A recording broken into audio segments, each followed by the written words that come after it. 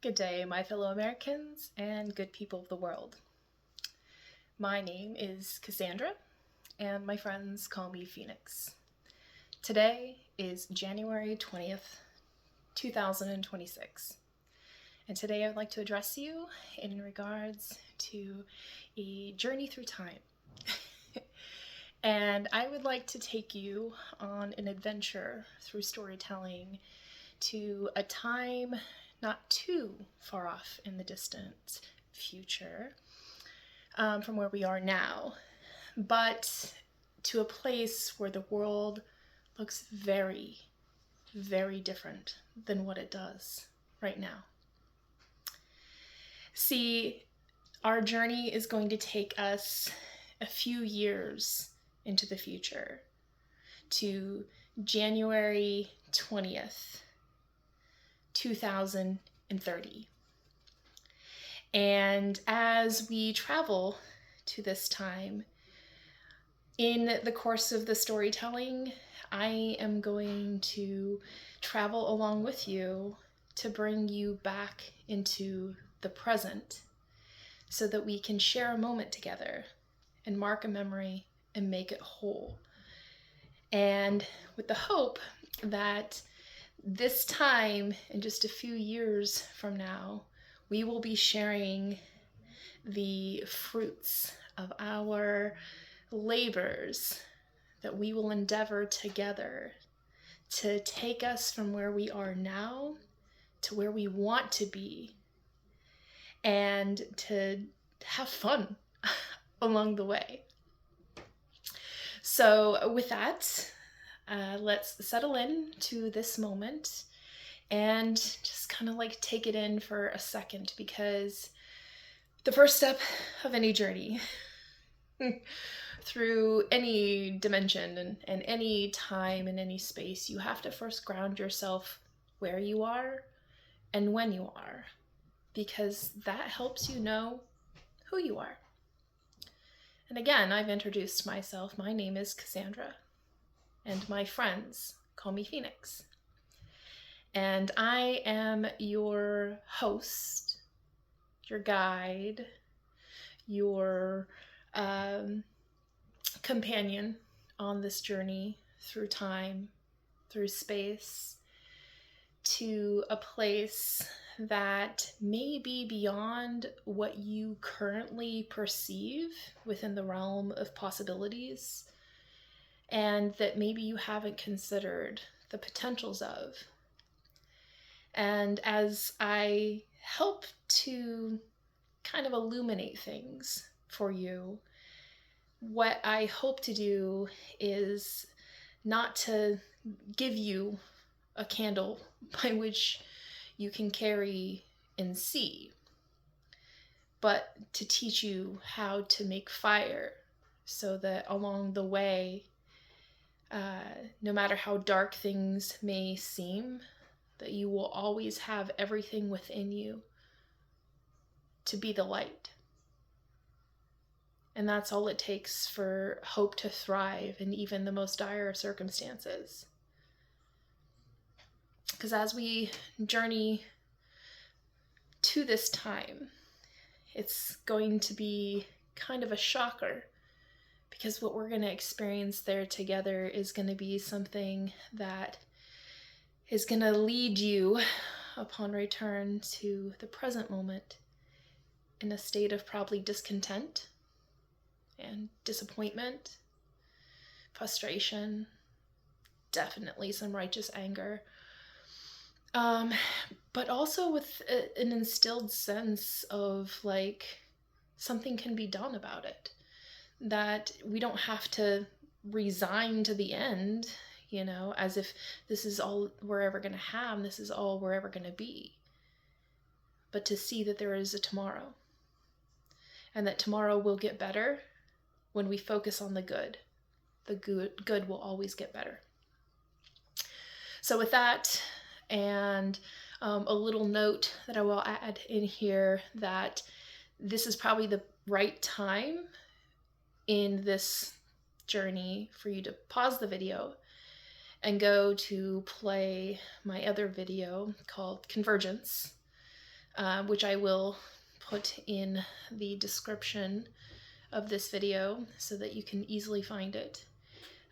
Just to kind of like set the tone, get you to understand the rules of progress as we move forward. And for you to just kind of understand where I'm coming from with my peculiarity. So while I'm going to be talking about some very serious things, some very inspiring and hopeful and like amazing, probably sometimes seeming pie in the sky notions, you know, fantastic dreams and ideals for sure. But it all kind of makes more sense when you understand that this is just who I am as a person in terms of my worldview, my perspective, my perception, you know, and my proposition as I find myself where I am and when I am, thus who I am in the world, that I live to the beat of my own drum. I'm a very different person. I'm not from this world. You know, I belong to a world that is to come. And while I'm constantly in that place and innovating and tinkering and exploring and discovering and questioning and wondering and conversing and dialoguing and setting things up for success and, you know, questioning and wondering and being as aware as I possibly can to take in everything in terms of the fullest of content that I can through my sensical being so that I can bring it on back home to the present moment, which is where I have the material capacity to make an impactful change that will set the keystone by which the process of unfoldment can lead to the point where those things that I envision that are to come will come to be. Knowing along the way many steps, lots to take care of, many things to do, but part of who I am is to be considerate and conscious of the process and to always ask the question of how, and to wonder about what is beyond the realm of what we know and we understand right now, and to just get a sense of like the potential tudes that are there, put my feelers out and put it into terms and conditions that can be explainable in the present so that it can go towards like explaining the directions, you know, like the directions of in the instructions that are needed to be followed in order to get us to where eventually we're redeeming the time and living that vision of what is to come. So with that, again, watch the convergence video, and then when you're done with that, come back and we will begin. So one of my favorite quotes that I live by goes, "In the end, what matters is the attitude and direction of your heart." And I live my life in the process of doing what I call following my heart song. It's this sense of like, I know this is where I'm meant to be. This is where I'm meant to be so I can be of best service to the world. It's where I can actualize my best potential that is within the realm of possibilities at this moment.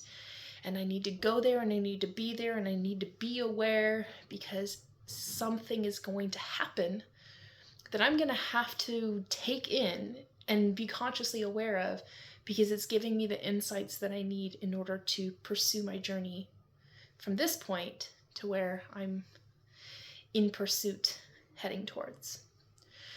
So with that, again, we're going to ground ourselves in this moment. Today is January 20th, 2026. And our journey is taking us from this point in time to January 20th, 2030. In that point in time. Seems like a long distance away, but really it's not.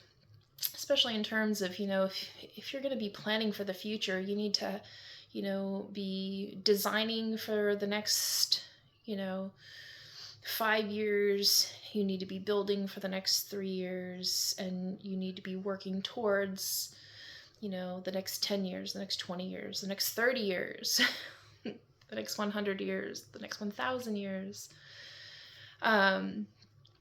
Because what we're doing is we're moving along a continuum, which is why we're able to do this thing we call time travel.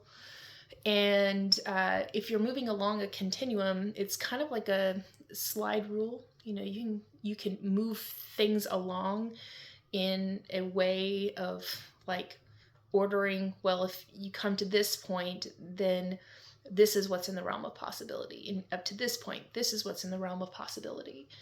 And I kind of think of it in terms of creating models, and all my models are spherical. And I use the orientations of the symbol, which gives me, helps me to know where I am, when I am, thus who I am, is the simplest way to explain what that means. But it gives a orientation of your proposition in space. And then from that, you kind of make yourself a metric.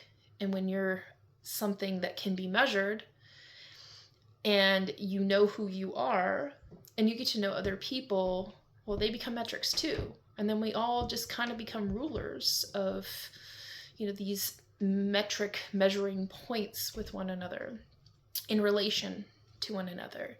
And in the sensibilities of everything is connected, so goes the quote by John Muir, as well as my favorite, Leonardo da Vinci, that everything is connected, and you have to just learn how to see how everything is connected. And the easiest way for humans to recognize the connections is through interrelationships with one another. And so as you find people who resonate with you on a certain level, you become familiar with one another, and that familiarity creates a context by which, when you have situations, funny happenstances happen between you. It's kind of like the concept of knowing someone so well that you finish each other's sentences. Or where a mother thinks of their child and oh, my child needs me. And then all of a sudden your child calls you on the phone and it's hey mom, this is what's up. And you just have this sensibility about it. You have some sort of crazy cosmic intuition, and your feelers are out there, and you sense that something is calling you for your presence, and you are going to be compelled to be of service. And if you kind of pay attention to this happening, you can kind of premonition it, realize it's happening before it happens. It's kind of like being predictive, but it's also being productive, in a sense of if you really, through methodical practice and protocols and intentions, you can eventually catch on to that, and it becomes this aha moment, or an epiphany, or as I like to call it, a that's funny moment, when things just align and you're I don't know why it does that, but it does. And you just take fun, appreciation of the fun that you could have with this, having a sensibility of the interconnectedness of everything, and being empathetic to others, and sympathetic and compassionate and caring, have the might of great care. You kind of take in what other people are either experiencing, even at great distances from you, or things that people are about to experience, that somehow, their senses, before their mind catches on to the reality of the situation, their senses are attuning. And it's kind of what they call it, the sixth sense, or you sense somebody's behind you and you turn around and they're there. Or how often does this happen in modern times? You're walking with a cell phone in your hand, and you're reading the cell phone, and then all of a sudden something tells you to look up, and you look up and oh, you stopped before you got hit by a car. These sorts of things. There's an intuition that we all have. It's a part of human ingenuity. It's a skill that can be developed because it's a part of our humanness. It's a part of the human element. And so what I like to do is to really know myself, and I love to get to know more people. Um, I love to like discover people and their wonderfulness and their weirdness, and I delight in it, and I want to be a champion for their greatest version, because I know when I champion for their greater version, and when I speak to them, I speak to their higher self. It instead of having them, talk down to me, or talk as if they're beneath me, it's bringing us both up to a heightened sensicality, a heightened sense of like our own, magnitude of just, we're profoundly amazing. All of us are. And we all have that level of equality of our highest standards. And it's boundless. There's no limits to it. But the limits that we, all limitations are self-imposed. And sometimes that is, physical, and sometimes it's, a mental construct. But limitations are things that can be shifted and changed and redesigned and realigned with. Not saying that, you're going to be able to all of a sudden fly one day. But, there was a point in time where humans were like, I want to fly. And then we set to work, and the Wright brothers did their magic. And so did everybody else that was working hard on that complex problem at the time. And going back to Leonardo da Vinci, he knew about, the potentials of, human flight, all to the point where now it's a regular occurrence that we fly all over the place. I mean, we even have people that fly into outer space. So it's not out of the realm of possibilities that something can happen, just maybe not on the level that you think it would be at this point in time, based off of your current interpretations of what logic suggests that means to you.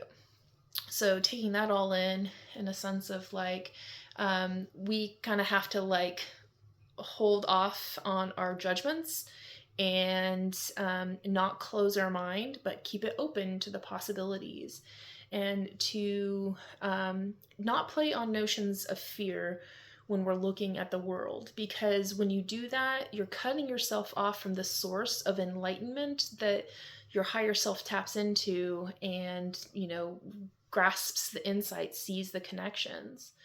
Because fear is like this,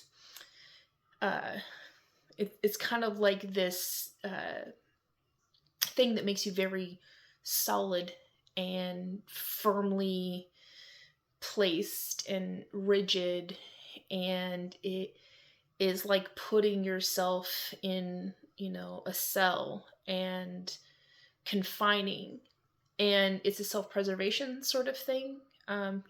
Nature like tries to reduce everything else that you would be doing, could be doing, so that it can hyper focus on how to keep yourself safe and protected. And so a lot of the reason why we have problems in society is because everything out there seems fearful because we don't understand it. And then there's people that are bad actors with nefarious intent that use fear to suppress human potential and to put people in that fear state so that they, get into this cell, and then they extract from them and exploit them. And it becomes a very like terrible thing, because that's their, when a bad actor is doing that, like that's them being in their own cell. And so their human potential is not being self-actualized or realized either. And so it's a very sad thing. It's not a good thing. It's like the worst of humanity. And so we need to be able to communicate with each other at our higher selves, and to, keep our hearts and our minds open to the possibilities, and to see the potential in everything. Even the potential that you may think at first is like, well, that's crazy, or it couldn't possibly be real, or you deny yourself, like, that sounds like woo-woo or something like that, right? You have to be able to accept the fact that we don't know everything.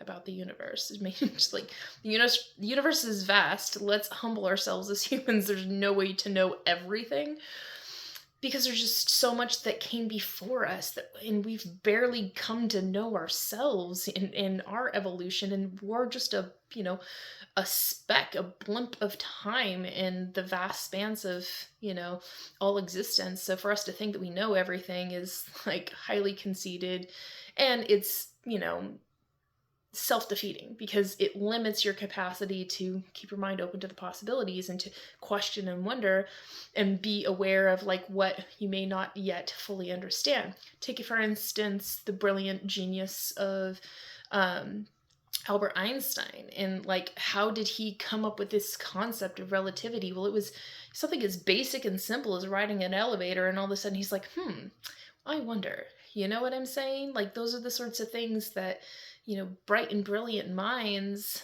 are able to tap into this other worldly experience, this realm of possibilities, and pierce the veil and enter through and be like, oh, maybe it's this way. And then they ask questions, and they pose a hypothesis, and they set a theory, and then they start playing it out in time in terms of these, like practical experimentations, and they do their calculations, and then all of a sudden the equations come out to be like, actually, yeah, that is a thing. And now we have an abundant amount of information that comes from our sensibilities of, the fundamental principles of physics. We understand gravity, and we've used all of this information that we didn't know before, but somebody thought, maybe there's something there to be known, and they made calculable and measurable what could be measured. And now we have these brilliant insights that can be equated to, simple equations. And then we can transform those insights into practical applications where, understanding, gravity and lift and all of these things, and, the materials components, and, mechanical engineering and this sort of stuff, and understanding aerodynamics and all of that calculated into, and then, manufacturing and processing, you're able to build an airplane, and we're able to fly where once we weren't able to before. So that's all I'm saying. Just keep open to the possibilities, because it may seem a little crazy now, but you ain't seen nothing yet. You know what I'm saying? Okay, so January 20th, 2030. Welcome to my world. We are very grateful to have devoted our valuable time and attention to focus on those things that we agreed together really is what mattered most. And in our hearts and our minds, my fellow Americans and good people of the world decided for ourselves that we wanted to live out the best truth that we know. We have decided that we want to be our best version. We have decided that, we want the world to be a better place. We decided that, we want to do whatever it takes to live a life that's full, and to accept not just the blessings, but also the responsibilities of life, liberty, and the pursuit of happiness. America is in a position where we are mending a very troubled world. We are on the mends from some not so great, consequences from past and prior decision making that have left us in a bit of a pickle. and a few areas of great care and concern in terms of the type of lives that we want to live and experience. Basically, we're not where we want to go, but we're on our way, and we accept, it's a process, it's a journey, we're never going to get there and arrive and be done. We accept this is, this is a lifetime commitment, and this is an eternal purpose. And we've decided for ourselves we're on a continuum, and we're living on that continuum. Right here, right now, you can dip your feet in the river of that continuum, and it's still the same river, but the experience is much different than what it was yesterday. And tomorrow is going to be much different too. But overall, it's still the same sensibilities of what happens today is a direct result of what we've done yesterday and all the yesterdays before. And what we do building up and what we do now is going to give us the outcomes of all the tomorrows to come. So we're making the conscious decision, to do what's right for ourselves and for our posterity. Because here in America, we have been restored in the integrities of our nation. We remember where we came from. We remember why we're here. We have a newly profound respect and appreciation for the founding documents of our country. And we really understand how we were set up for success by our founding fathers to give us hope with longevity. And they really set the stage. They gave us the keystone by which we're now living every day more and more consciously aware that we're on a continuum of an imperishable world peace. And America is one of the leaders of the free world. Because we have realized that we can't selfishly assume that, the world would be able to be what works for everyone without the disadvantage of anyone, so that nobody gets left behind or kept behind and everybody lives the good life. If we always look to just one way of doing things, like one form of leadership, this is a dynamic life situation. We have many leaders of every country, leaders of every nation, leaders of every gender and every class, every creed, every culture, every religion. And all of these leaders, we all work together towards accomplishing a common purpose, a common cause for good humanity. And that's welfaring stewardship.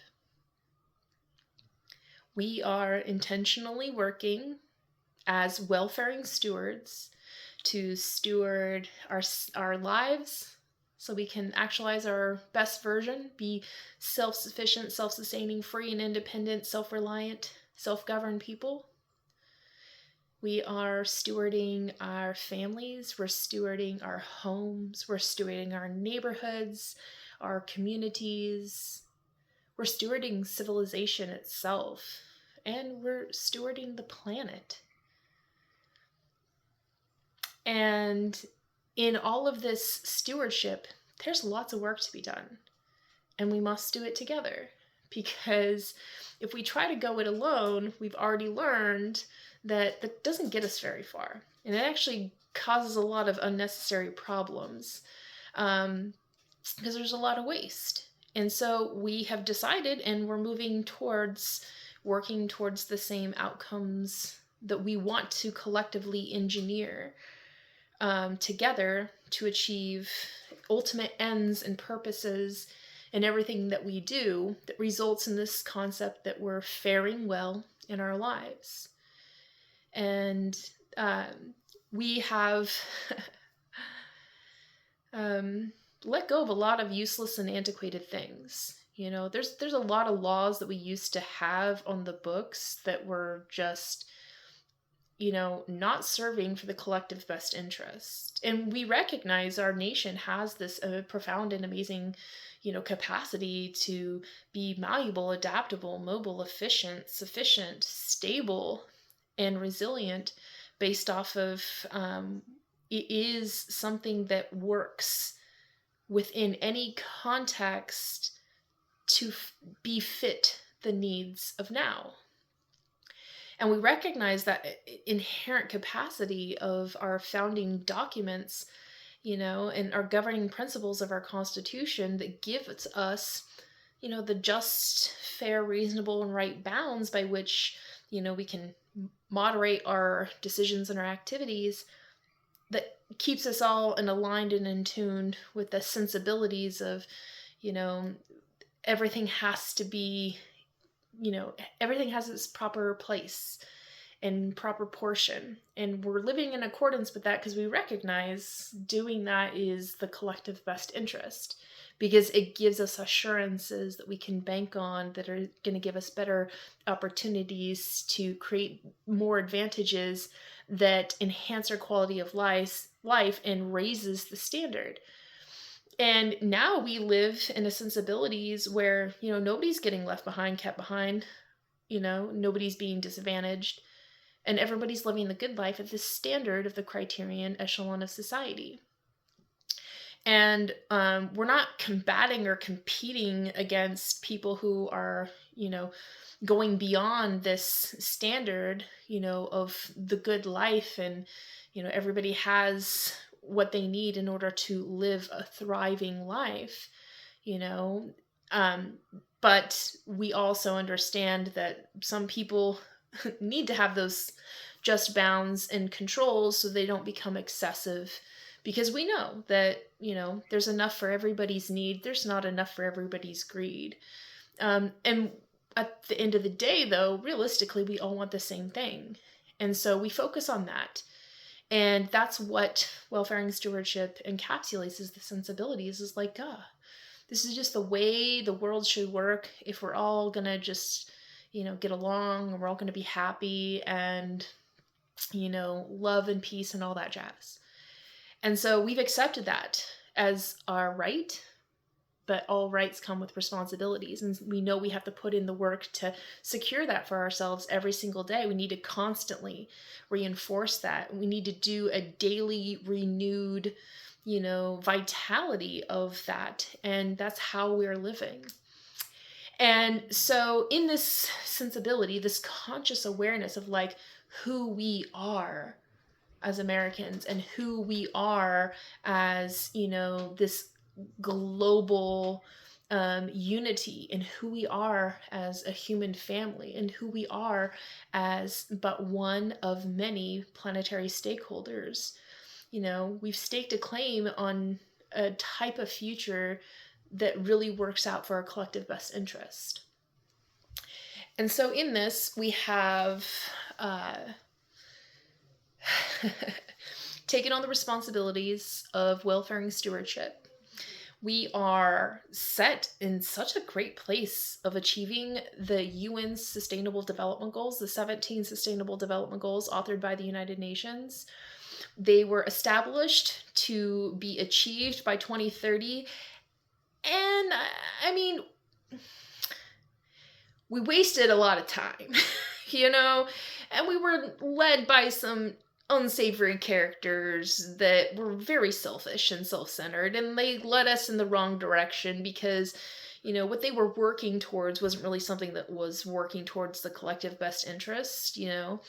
But we were able to change their hearts and their minds, and now they're on track, you know. It took some work, some strong negotiating skills, but they're on board too, and we're helping them to pivot in the right direction, because it's important to us that they come along too, because we recognize, I mean, they have human ingenuity, clever, you know, guys that were able to do these things, but we need to turn, you know, their capacities towards the good things. So we're working with them. It's a work in progress. We're not all there 100%, but they're definitely on board.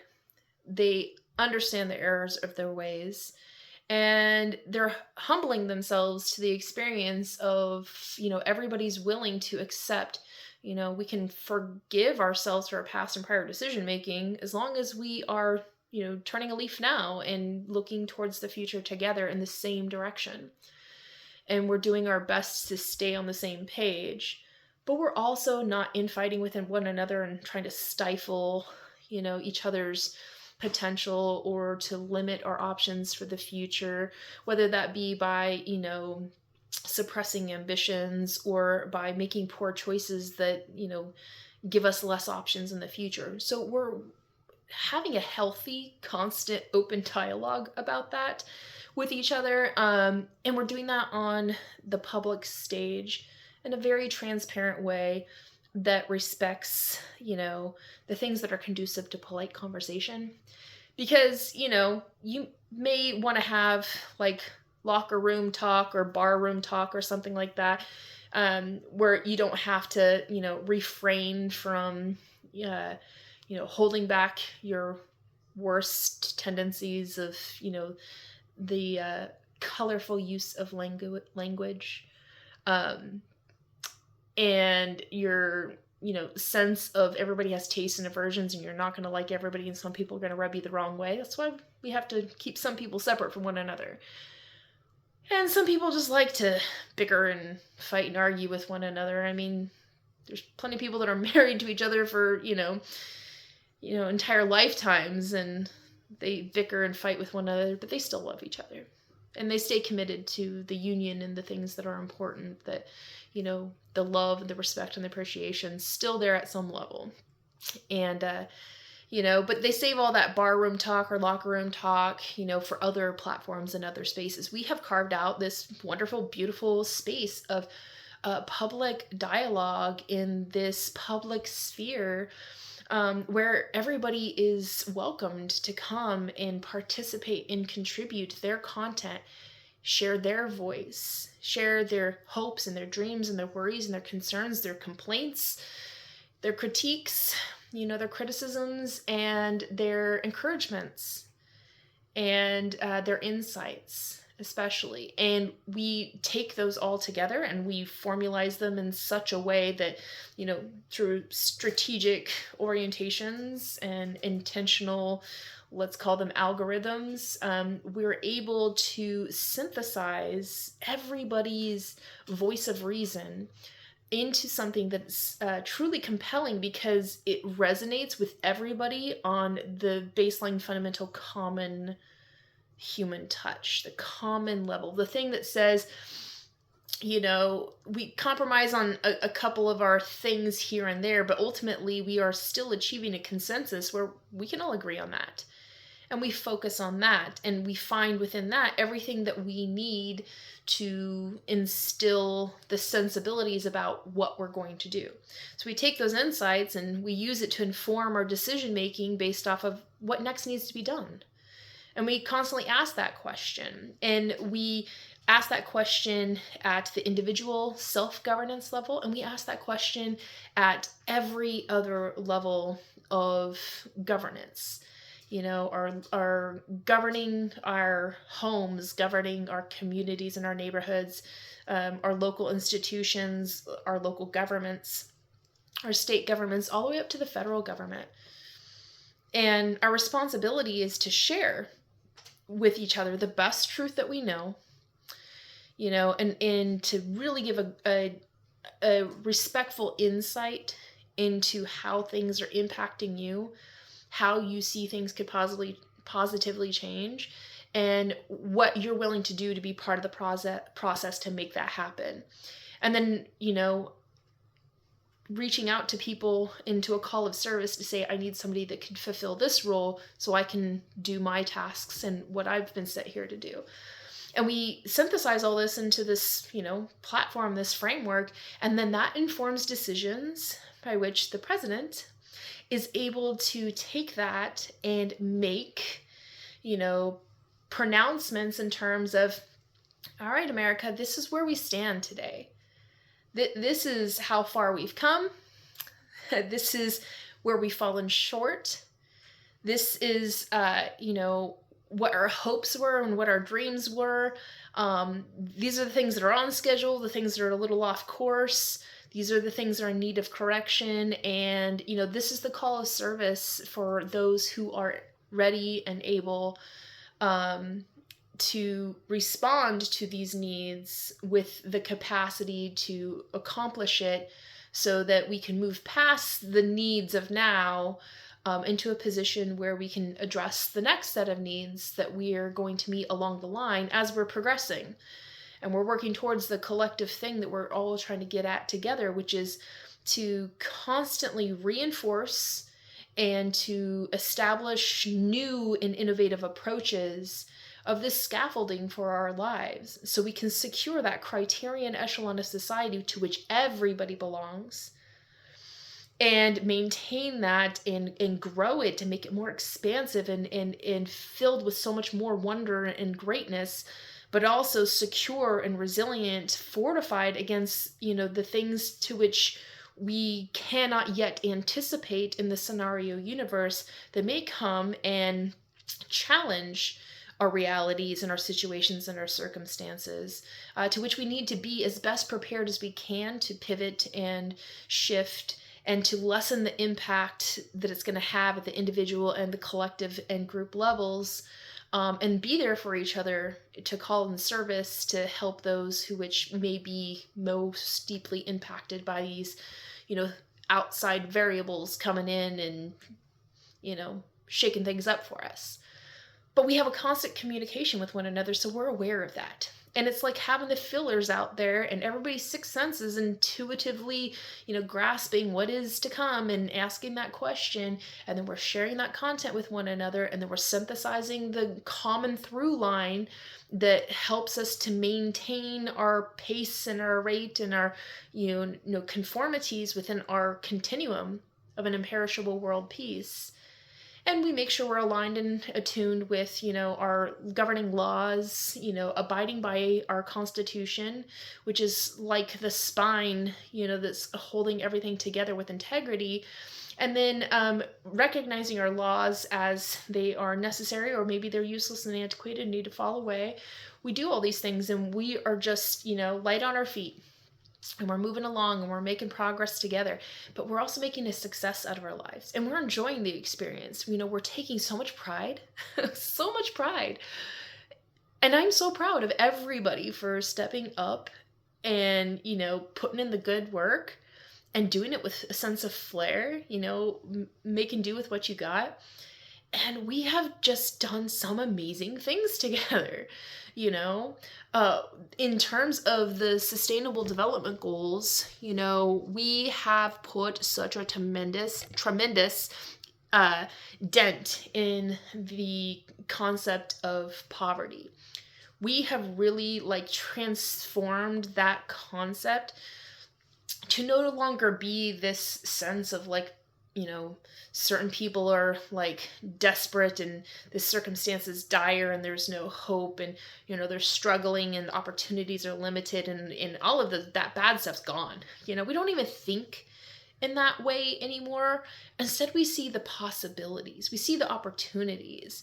We see the potential in the people, and then we just recognize, you just need a little bit of a scaffolding. Okay, well, and we deploy the necessary things in order to help to build the scaffolding of supports that get them into a position by which they can start reinforcing from the inside out internally, giving them confidence that, I'm safe, I'm sound, I matter, I have a purpose, I'm cared for, I'm cared about, I'm loved, I'm respected, I'm appreciated, I'm wanted, I'm needed, I have a purpose, the world needs me at my best and I gotta show up and I'm encouraged and championed for to be able to do that.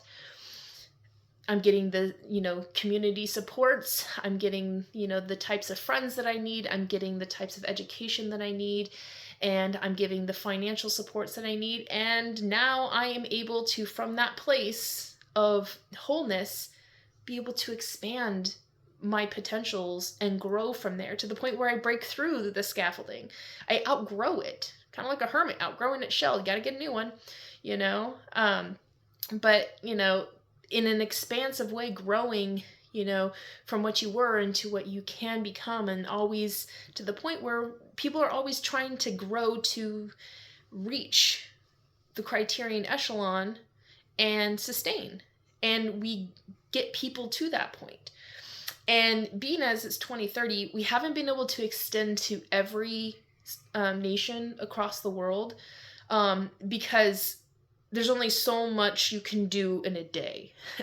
And there's only so much every one person can do. But there's many of us working together, and there's more of us growing day by day. And so more is getting done. And it's having this ripple effect, because when you get these positive reinforcements in one person's life, that creates positive ripple effects in the lives of everybody around them. So, you know, as one person levels up, everybody gets leveled up at the same time, just a little bit more, even if the thing isn't directly impacting that person in their lives in terms of what is getting done. There are these, you know, ripple effects that are impacting everybody in these positive ways, and they're reinforcing, and it's helping everybody to level up just a little bit more in these different ways.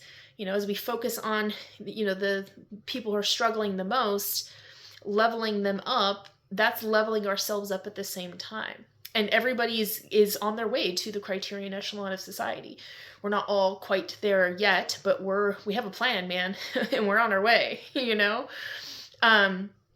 And we've accomplished in the first 100 days of POTUS 48, being able to set America up for the success necessary to be a leader of the free world. Again, one of many, but we are leading forward in the, you know, massive responsibility and duty as being a nation of welfaring stewards. And we've shifted our economic orientation. You know, we have given our economy a proper intended use. You know, we're still all in for capitalism because it really does work. But it is a mutualistic, proper capitalism, which says we're working for mutual interests, mutual benefits, mutual securities, with mutual respects. And we want to see everyone succeed. And we're moving out of the orientations that are like profiting off exploitations or human struggle or human suffering. We've done really good work to help to just kind of like alleviate not just the capacities or opportunities, but the tendencies for people to scam and exploit. People are like realizing, wow, you really can like get more bees with honey sort of thing. Like you get more of what you want when you're doing things that are good and are of service, and, you know, more opportunities to be of service are available. And there's good consequences to that instead of the bad consequences of doing bad things. And so you no longer seek that because, I mean, there's really nothing in it except for some really bad karma. And that's a whole new responsibility on its own that you have to do. And so you just, you know, kind of accept, like, why would you want to do something that is bad when you can come to the good side, do the good work, you know, and things will get better for you and for others. And then people will start looking at you with a different kind of view. They'll see you as somebody to, you know, appreciate, because you're so valuable to the equation of us getting this stuff done. Without you, you know, the necessity of you being here, doing everything that you can in your best capacities with your highest talents and capabilities, and really, you know, curating and cultivating that, you know, we would not be as far ahead as we are. So we're so grateful for you and thankful for you. You know, it's a good thing. And there's this, like, you know, agape love that just naturally springs forth of everybody sensing that with one another, you know, in a growing, you know, like a crescendo effect. There's still some people that, man, they get under your skin, they get on your nerves, and we keep those people enough degrees separation from one another so there's no reason to stir pots and make situations worse if you are not going to be able to get along with one another. You can't force people to like you, but you can, you know, accept, we can all just get along in terms of like at least respecting each other's personhood, your personal identity, your personal sense of being. And that there's no reason to cross a boundary of disrespect of a person's individual, personhood and how they choose to show up in the world, because, it falls on one of the most important things that we abide by, and we have worked really hard to define and delineate over the years as we've worked on this, in terms of establishing personal dominion of everyone. It is our newfound sensibility of what is just, fair, reasonable, and right, to which all other, rights, whether it be in the Bill of Rights or it include, human rights, all settles on this one complete understanding that everybody is self-contained and you have personal dominion. You own yourself. And you get to make decisions for yourself on your behalf. And of course, people can encourage you and give you suggestions and whatnot, but it reminds me of one of my favorite song lyrics by Lil Wayne, which is like, you can have a role in my life, but not the lead, And so that personal dominion is the way we have been able to just kind of all accept, the terms and conditions of our union.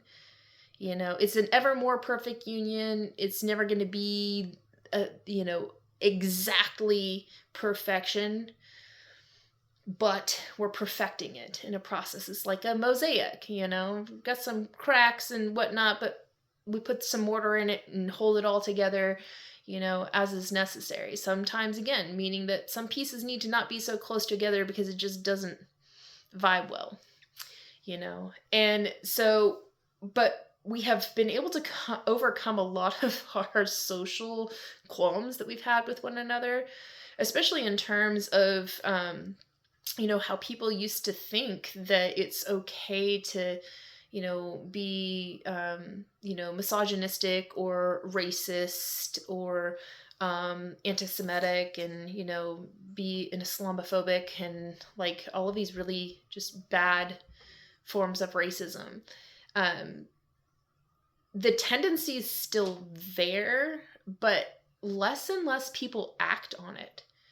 You see the vitriol in the vile language disappearing from our public discourse, and the attitude and behaviors of people who usually in their worst state would act on those worst tendencies of embodying what one would distinguish as these types of racisms. They no longer are instinctively compelled to do that because it no longer garners them the attention that they crave and desire. It actually is, negatively sanctioned in such a way where it sets them at a disadvantage in society as it functions in terms of cooperations, because they recognize that people literally cannot place trust in someone who acts on these worst tendencies or to vocalizes these worst tendencies in such a way that it creates the fear factor in society, which then brings everybody down to that, low basal state, and then people aren't optimizing at their higher level, and that's suppressing the progress of society, and everybody collectively suffers. So, it's a growing, struggling process. I mean, it's kind of like, you get a little 6-year-old that doesn't quite know how to control his temper, and, through measured reason and reinforcing positive behaviors and reminding them that, you get more trust and you get more good experiences and then you get better relationships when you're a good person rather than when you're a mean person. And so society reinforces that to the point where individuals can, let go of their bad behaviors and embrace the maturities of somebody who is, socially and civically engaged with the ideals of, proper and polite conversation and just mutual respects with one another. And again, it's a growing process. We're not perfecting it, and there are some people that are just like really intent on being bad actors with nefarious intent. But society has turned their backs on them, and not in such a way where like they're not welcome to join us in civil society. It's not like we've outcast them into the borderlands and, fend for yourself in a Mad Max sort of way or whatever. No. It's just that, we don't have the time to deal with your bullshit.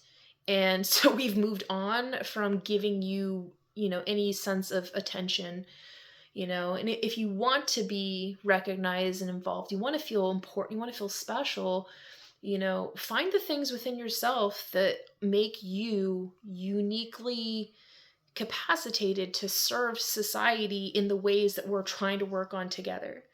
And see, we all have a conscious awareness because we reiterate this all the time, and POTUS 48 reiterates it all the time, that come on guys, we're working towards these things. This is where we are, this is when we are, this is who we are, this is what we've gotten done, this is what we got yet to do, and to kind of give the assignments like a teacher would of, all right, this is what we got to get accomplished and this is the time frame we have to get it done. So, I'm going to designate some teams. I'm going to do a call to service. I'm going to ask some people to come in and get some things done. I'm going to deploy some experts. I'm going to get some people aligned with accomplishing things that are kind of like the prelude to us, catching the wave of progress and moving along to get this done in the fastest way possible.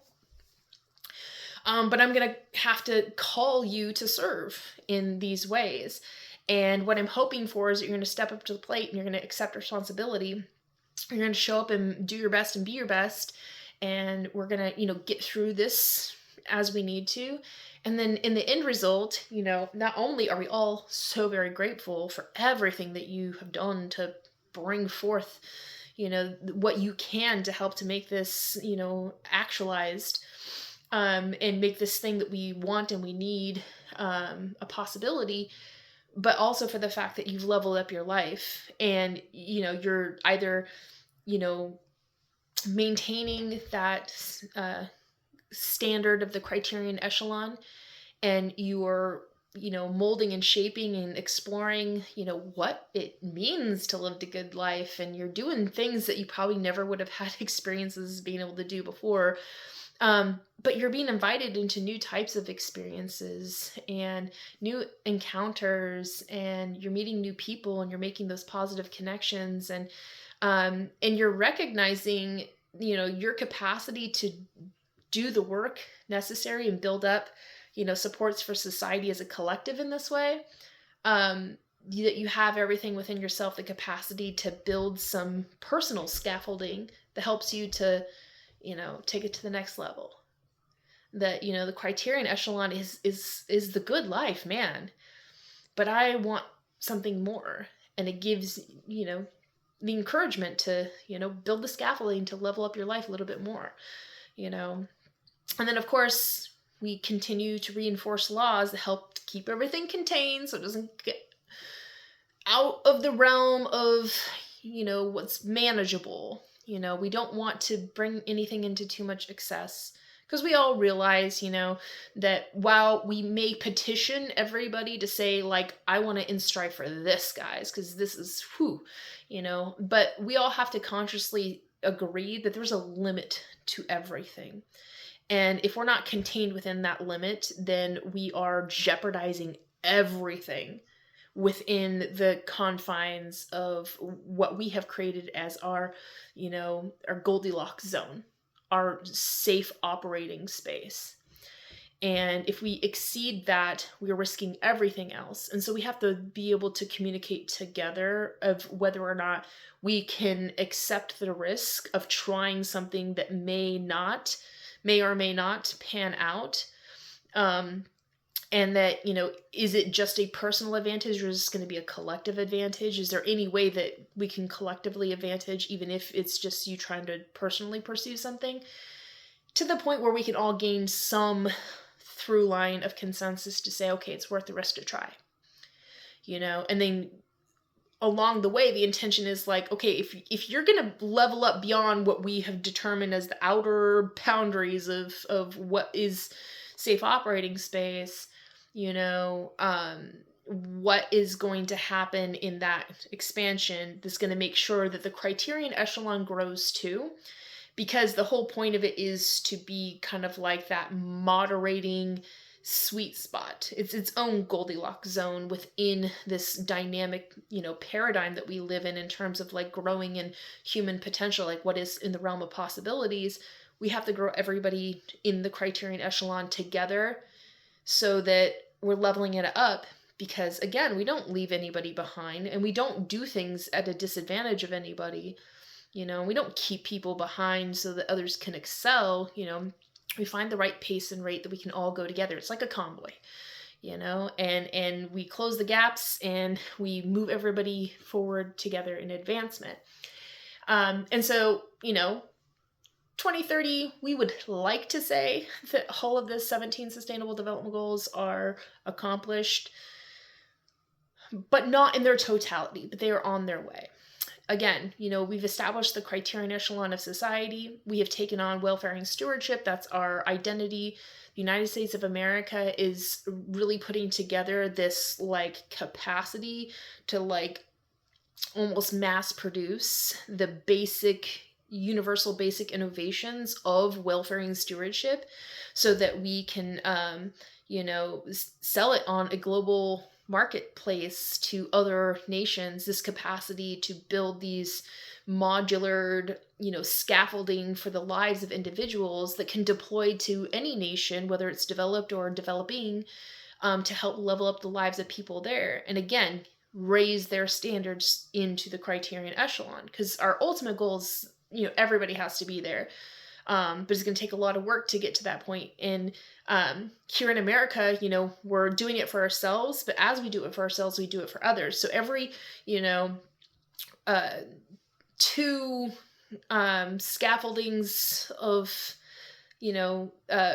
the capacity for people to live the good life in welfare and stewardship here in America, we are able to deploy one to a sister city in another nation without them having to pay for it in advance. They just have to, once they've leveled up their lives, pay it forward to others in their communities so that others can benefit from the scaffolding. It's kind of like, again, the hermit shell effect. Like the hermit doesn't like destroy its shell and like leave all the remnants behind and, waste the resource. And it leaves this shell that it's grown out of.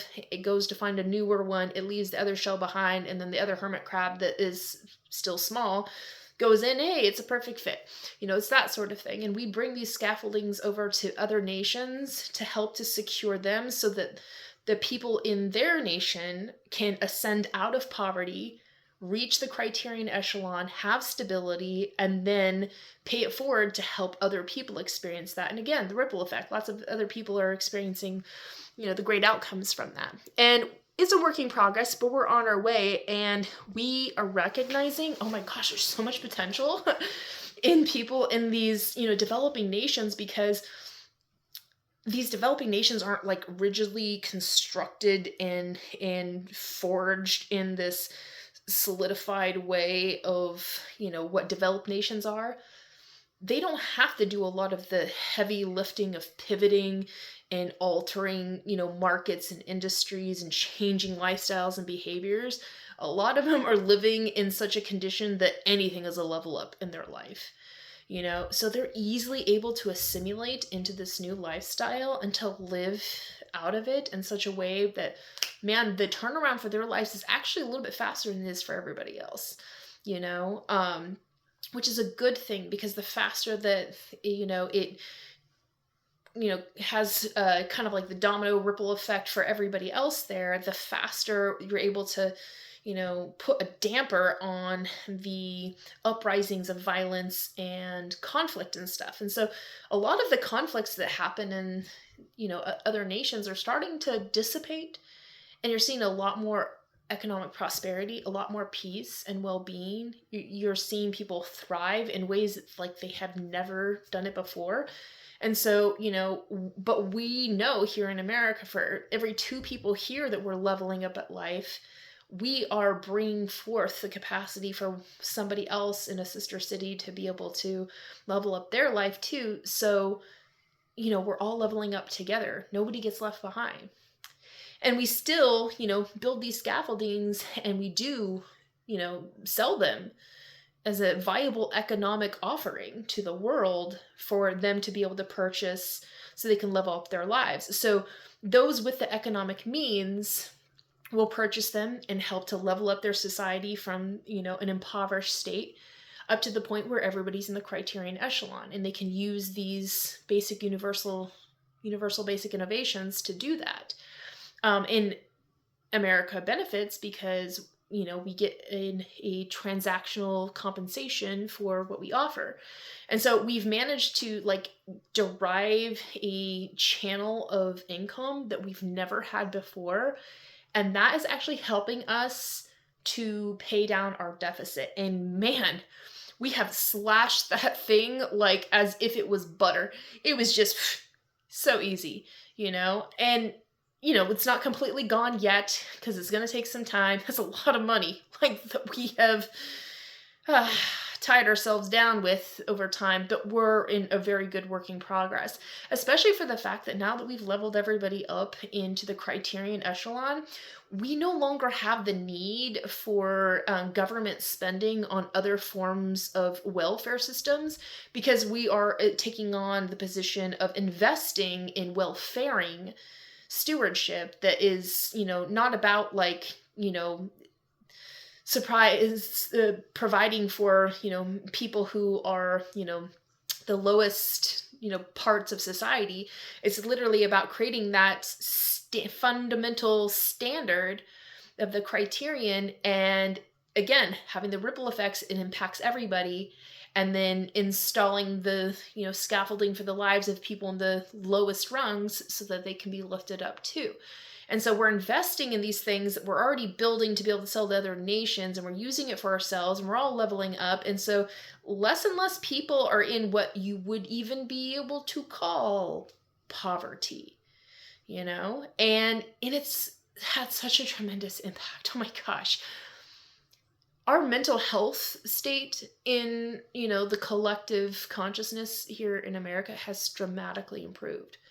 And again, a lot of the conflicts have gone away. A lot of bad behaviors have just dissipated, because a lot of that stuff, I'm pretty sure, was just based off of the fact that people were just pissed off that the world sucked, and, they thought nothing was working out for them. And now that things are working out for them and everybody else, they have less and less to be pissed off about. So, they naturally are just coming out with their best versions, and they, again, realize, man, I have nothing to hold against my fellow human being, because, it's not because of them that, I didn't have things or I want before. It was just a dysfunctional society. Things were not organized, in an intentional way to set us up for success. And we recognize a lot of the shit was actually intended to set us up for failure, again, because there's bad actors with nefarious intent that used to be able to exploit people when they were put at a disadvantage, and profit off of human suffering. That stuff doesn't exist anymore. We don't tolerate that crap. That's bad humanity, and we have evolved past that. We're all embracing good humanity and recognizing so much more is to be gained out of that, and done so with a clean conscience. We don't have to feel bad about being pieces of shit to each other, because we're no longer compelled to be that way most naturally. And, you know, again, we're going to have conflicting interests sometimes. Sometimes we're going to get on each other's nerves, but it's kind of like siblings, you know, fighting with each other every once in a while. Like, eventually it all calms down, everything's fine. And over time, you just forget what you were even arguing about. And does it really matter? No, it doesn't, you know? And it's a growing and learning opportunity, you know? And as long as we keep things from getting out of hand, which is why we have laws and rules and, you know, and we have boundaries. And again, asserting people's personal dominion. Like, don't invade other people's, you know, personal sovereignty, you know? Like, respect one another in our differences. And so a lot of that bad stuff has like gone away, especially because people are just like, I'm like so much happier with my life that I have nothing to, you know, pick on other people about or to blame other people for, you know? And those who are like trying to like point and blame and say, you see that group of people, you know, like they're the reason why you're miserable, or they're the reason why civilization's gonna be destroyed or whatever. It's like, that narrative holds no water anymore. It was like, well,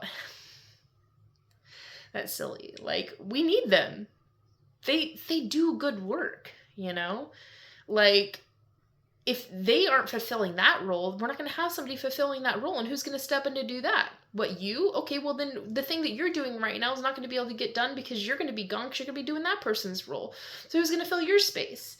And don't you see the, you know, dire circumstance we set ourselves up for and failure if we're not just embracing that everybody is, you know, important and we need each other? And so we're moving towards that direction. It's not a perfect system yet. There's still some like people that are persistently holding on, you know, to their capacity for cruelty and meanness, but we're softening them over time. And a lot of it goes away once, you know, we're giving them the offerings of economic opportunity to join in this project that we're working on together to make, a capacity for us to move along with intention in a designed way, kind of like a vessel that moves along this continuum of an imperishable world peace that contains us in a sense of maintaining welfaring. And we're stewarding that in such a way that, you know, it secures it for ourselves and for others in the future. And the whole point is to get everybody into it, because the more people are in it, the better it is for everyone. And the better it is for everyone, you know, the more we can level up together. So the good life then becomes delineated and defined as something so much greater than what we are experiencing right now. But overall and in general, we've done a really good job of helping to establish justice in America, which is not about punitive punishment and, you know, the threat of eternal damnation in order to make you a good person. Like, no, silly.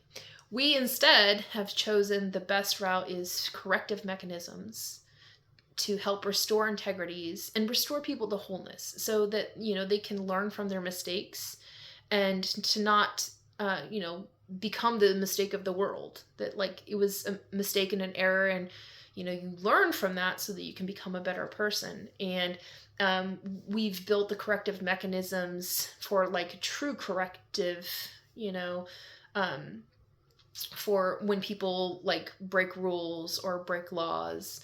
And we stopped looking at people as being, like, criminals, and that's, you know, a demonization of people, but rather, like, you know, to err is to be human, and there's something about what you needed in your moment of discernment to know right from wrong and to be able to restrain and refrain and self-control so that you didn't do the bad thing, you know. Or maybe circumstances were beyond your control and something happened and it wasn't really, you know, what you tried to do, or maybe you didn't do enough of what you could have done to make this bad thing not happen.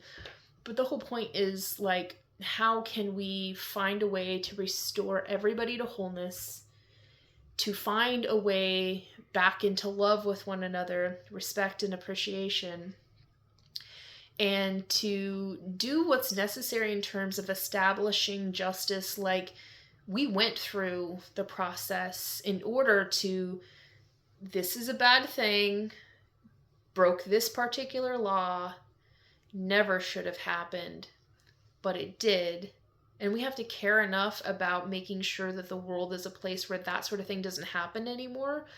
So we have to consciously work at solving for that in the various different ways we can, whether it's, socially or infrastructurally or institution-wise and whatnot, or through organizations or educations and things. Or even just fostering good human encounters that deter people from being bad actors. Whatever the case is, I mean, that's the point of making a case, isn't to, find a way of like, these are the things you did wrong and now we're going to punish you, but just rather, these are the things that went wrong and this is what we're going to have to do to set things right. And this is what it's going to take to restore everybody to wholeness.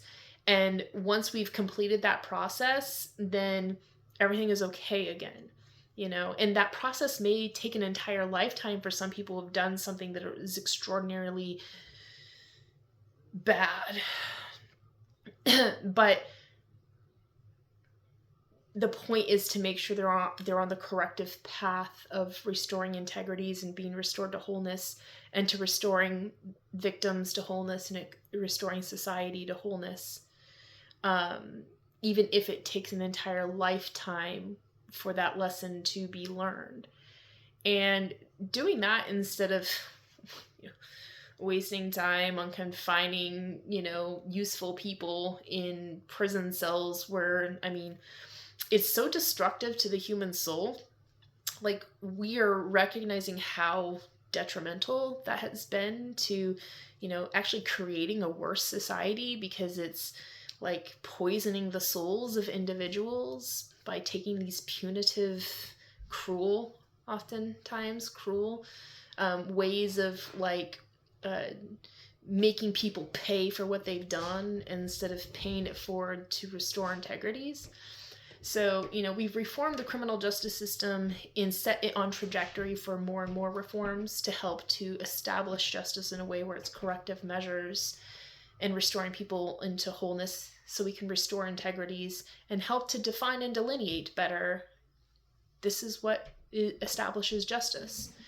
And we've done some incredible work in that realm. Like, the first place that we have really done the good work to reimagine and rebuild and revision what our justice system does in terms of the corrective side of things, being corrective instead of punitive, is that we have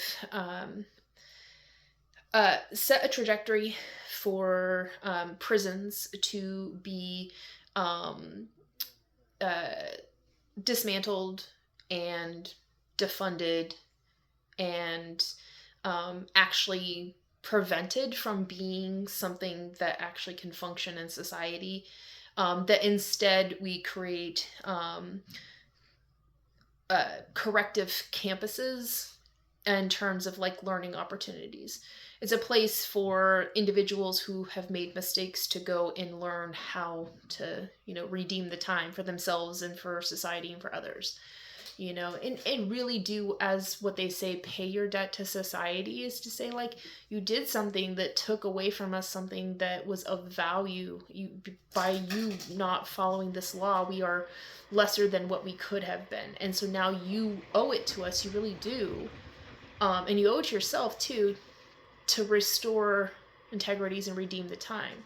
But we're going to help you in that process because, it's important to us to make sure that we're not, making you feel like you're eternally damned or something like that, and that redemption's not possible for you. It's possible for everybody, But how that path to get there is going to be different based off of, what you've done and what you're doing to, set things right. And your sensibilities of like, do you have remorse and are you going through the grieving process to, accept that you did something wrong and now you're committing yourself to doing what's right. And so these learning campuses help to, as a corrective mechanism in society to restore justice and restore integrities, including restoring the individual. And so correction facilities in terms of prisons are done away with. We still have things kind of like jails, but they are not like punishing and punitive.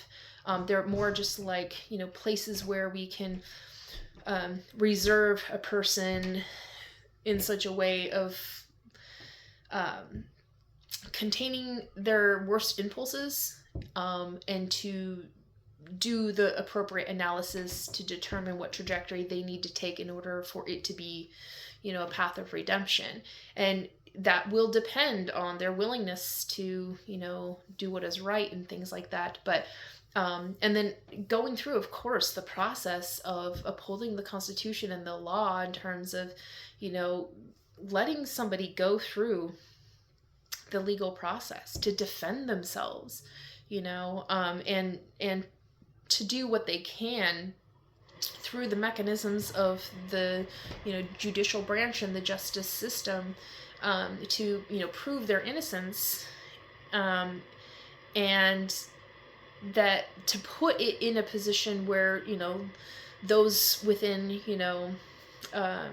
the Justice Department have to do the good work to prove whether or not somebody should have, this record or whatever.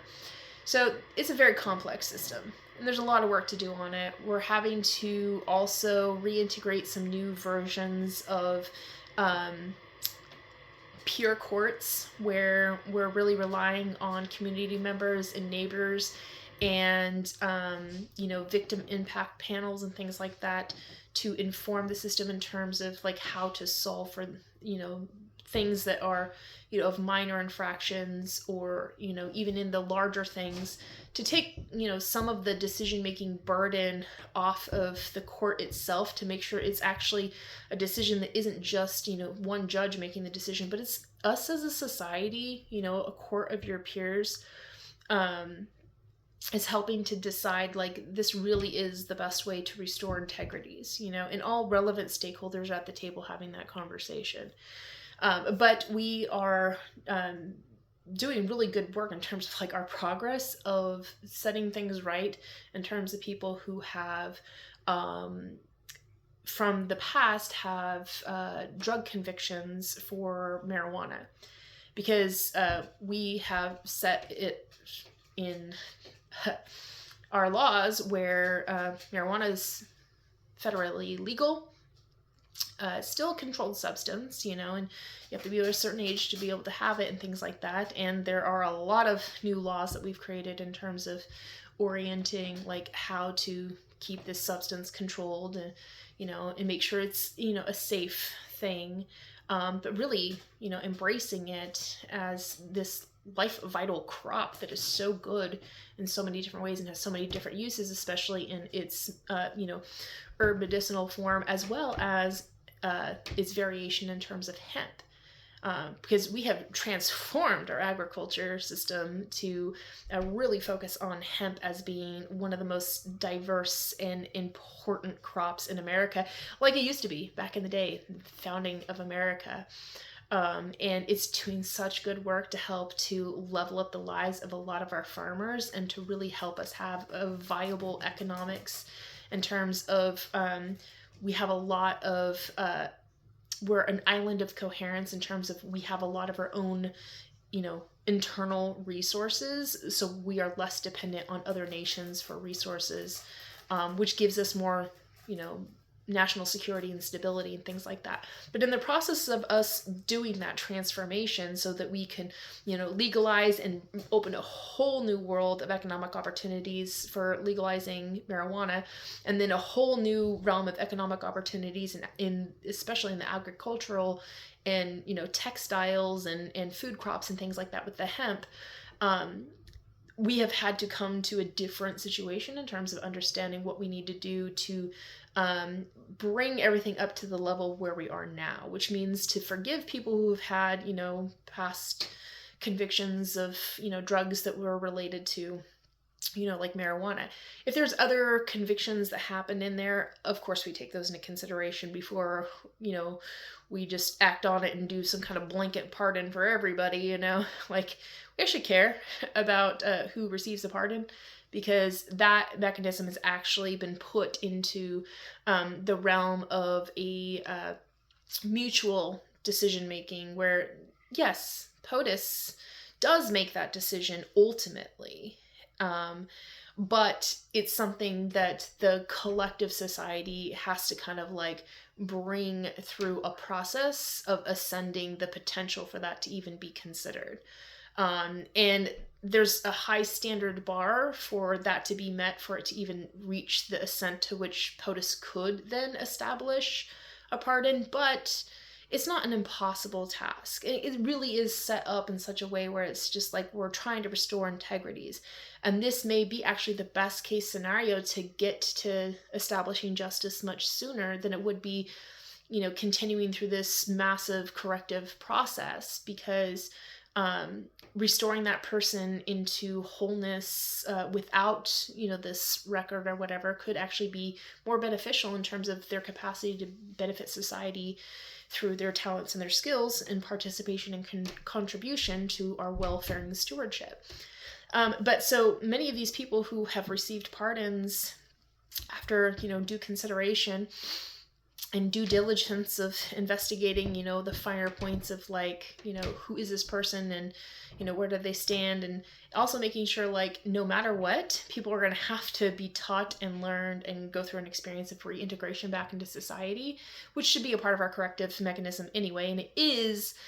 We just haven't fully established it yet because, man, these things take time. There's a lot of work to be done, but don't you see, that's why we need all hands on deck.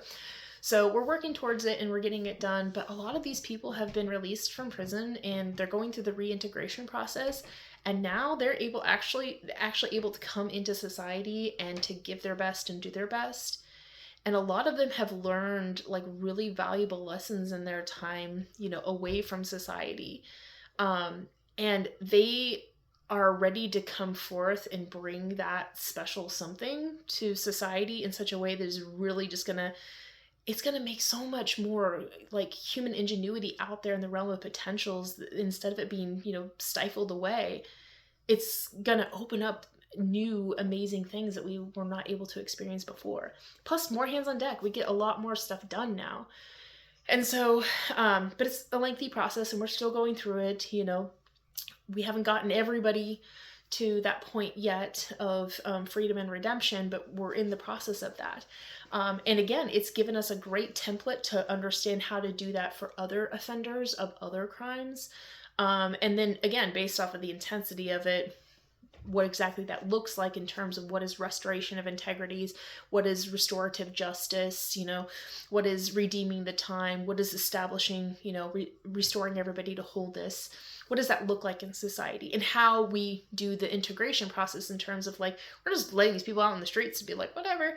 Like, no, we teach them, okay, you know, welfare and stewardship is now the American identity. This is who we are. This is what we do. And we need all hands on deck. So what are you willing to do to bring forth in terms of participation and contribution to help us to accomplish those sorts of things? So, but, you know, it's still a work in progress, but we have a lot more to do and a lot more to get done in that realm, but we're on our way, right? And then it's actually really exciting because there's a lot of, you know, animosity in terms of like how the justice system used to work, of like this tiered system, like people who had money and power and influence got different types of outcomes from the justice system than people who didn't have money, power, or influence. And that created a lot of unnecessary contention and, you know, frustration and, you know, like dislike amongst different class groups of people, which is understandable because like everybody has a strong sense of justice, you know, and they sense like that's not fair, and it's frustrating. So we've done a lot of work to correct for that in terms of removing the monetary aspects of like even civil litigations. Like we realize the litigation aspects of society serves a purpose and it does good, but it has to be limited in order for it to not become itself, like instead of it becoming an instrument of justice, it becomes a tool of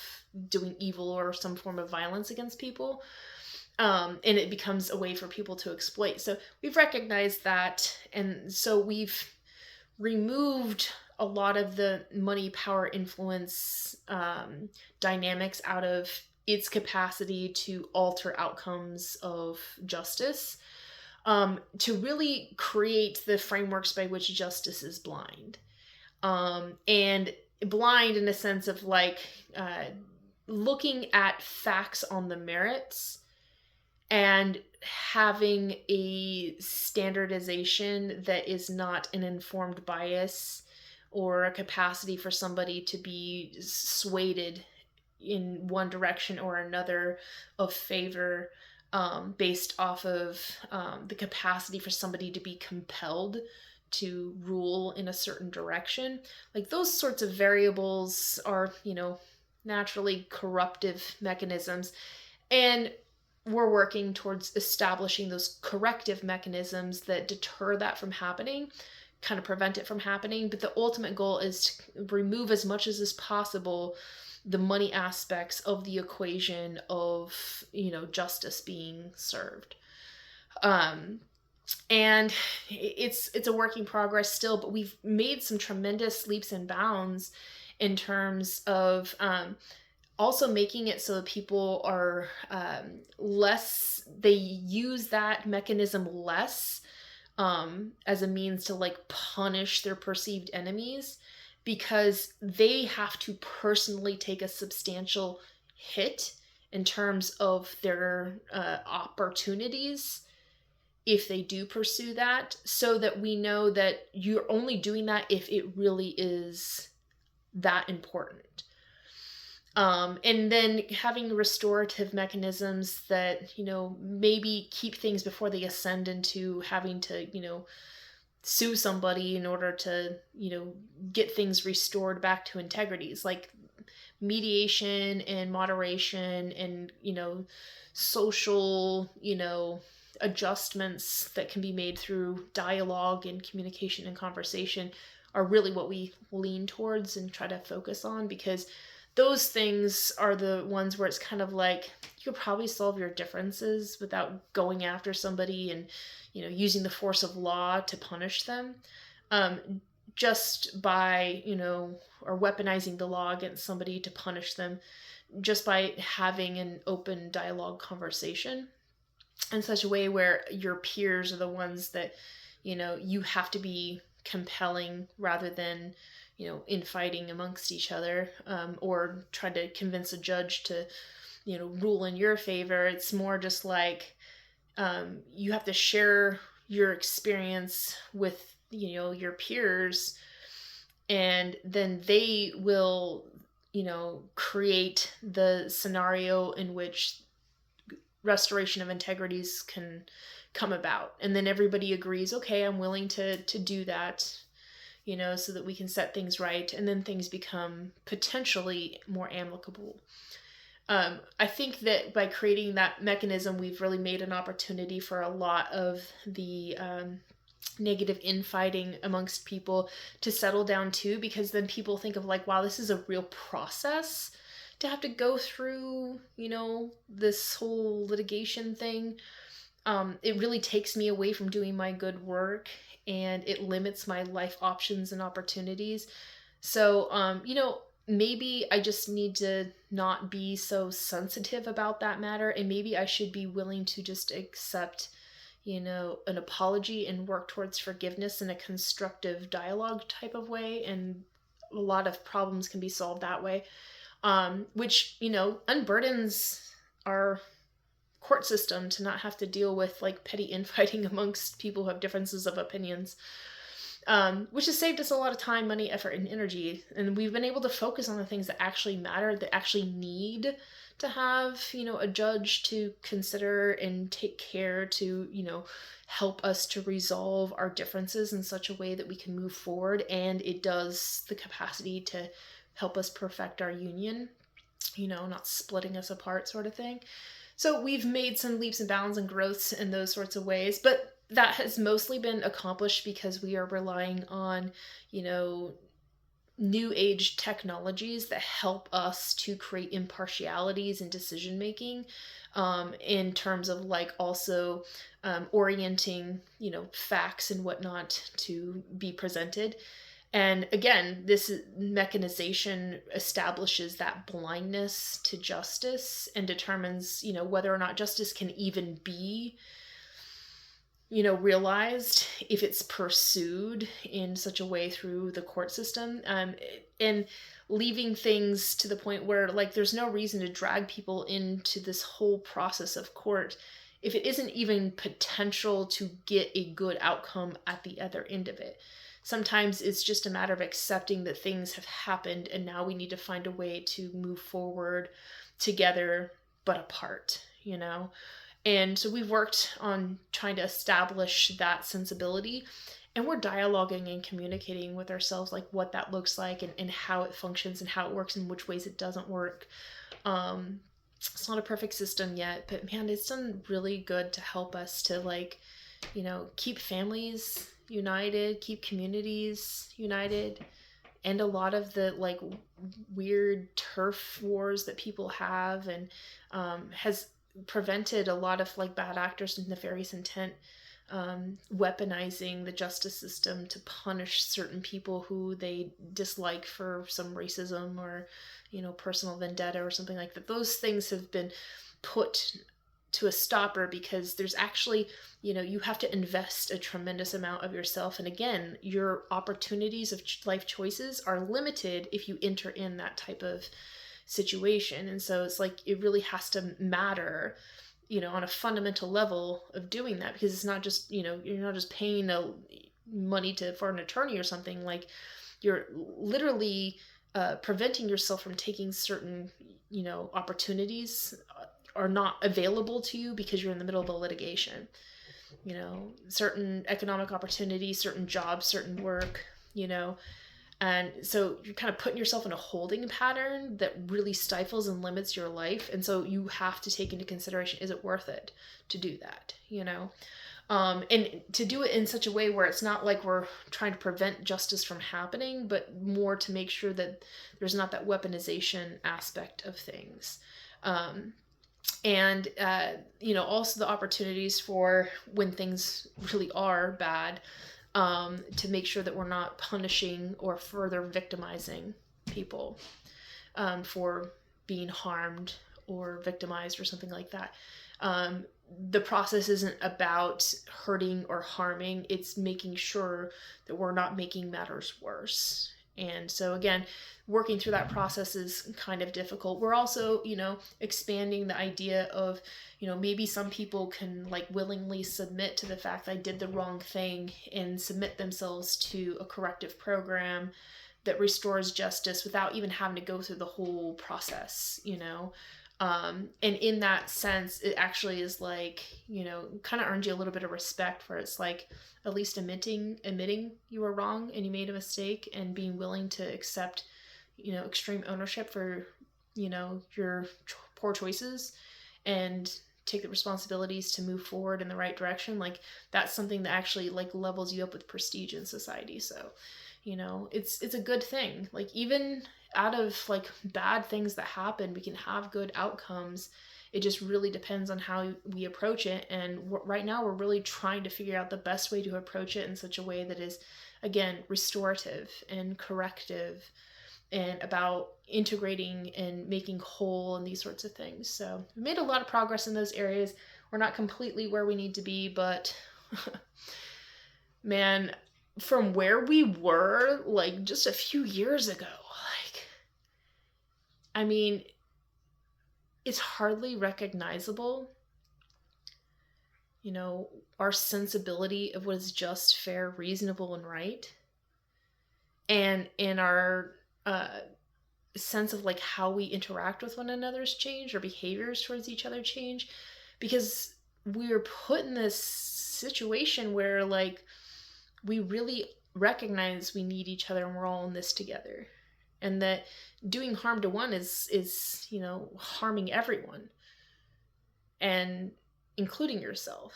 And so why would you want to set yourself at a disadvantage by, disadvantaging other people? So we're learning that lesson together, sometimes in the hard way, but we're growing through that difficult, challenging, struggling process.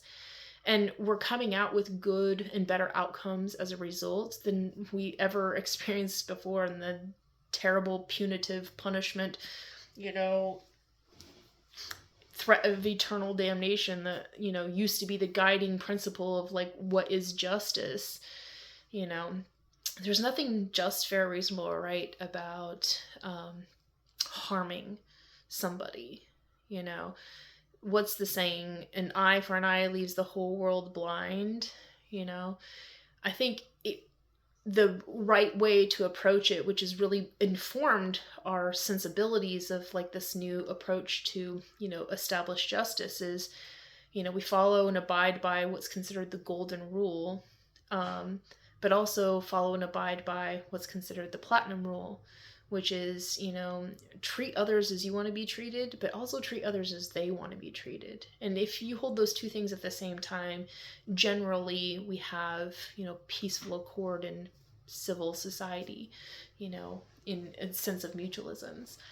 So with that, we have also taken some like substantial leaps and bounds because of our legalization of marijuana in terms of like the income we've been able to derive from that. Our gross domestic product has, increased tremendously.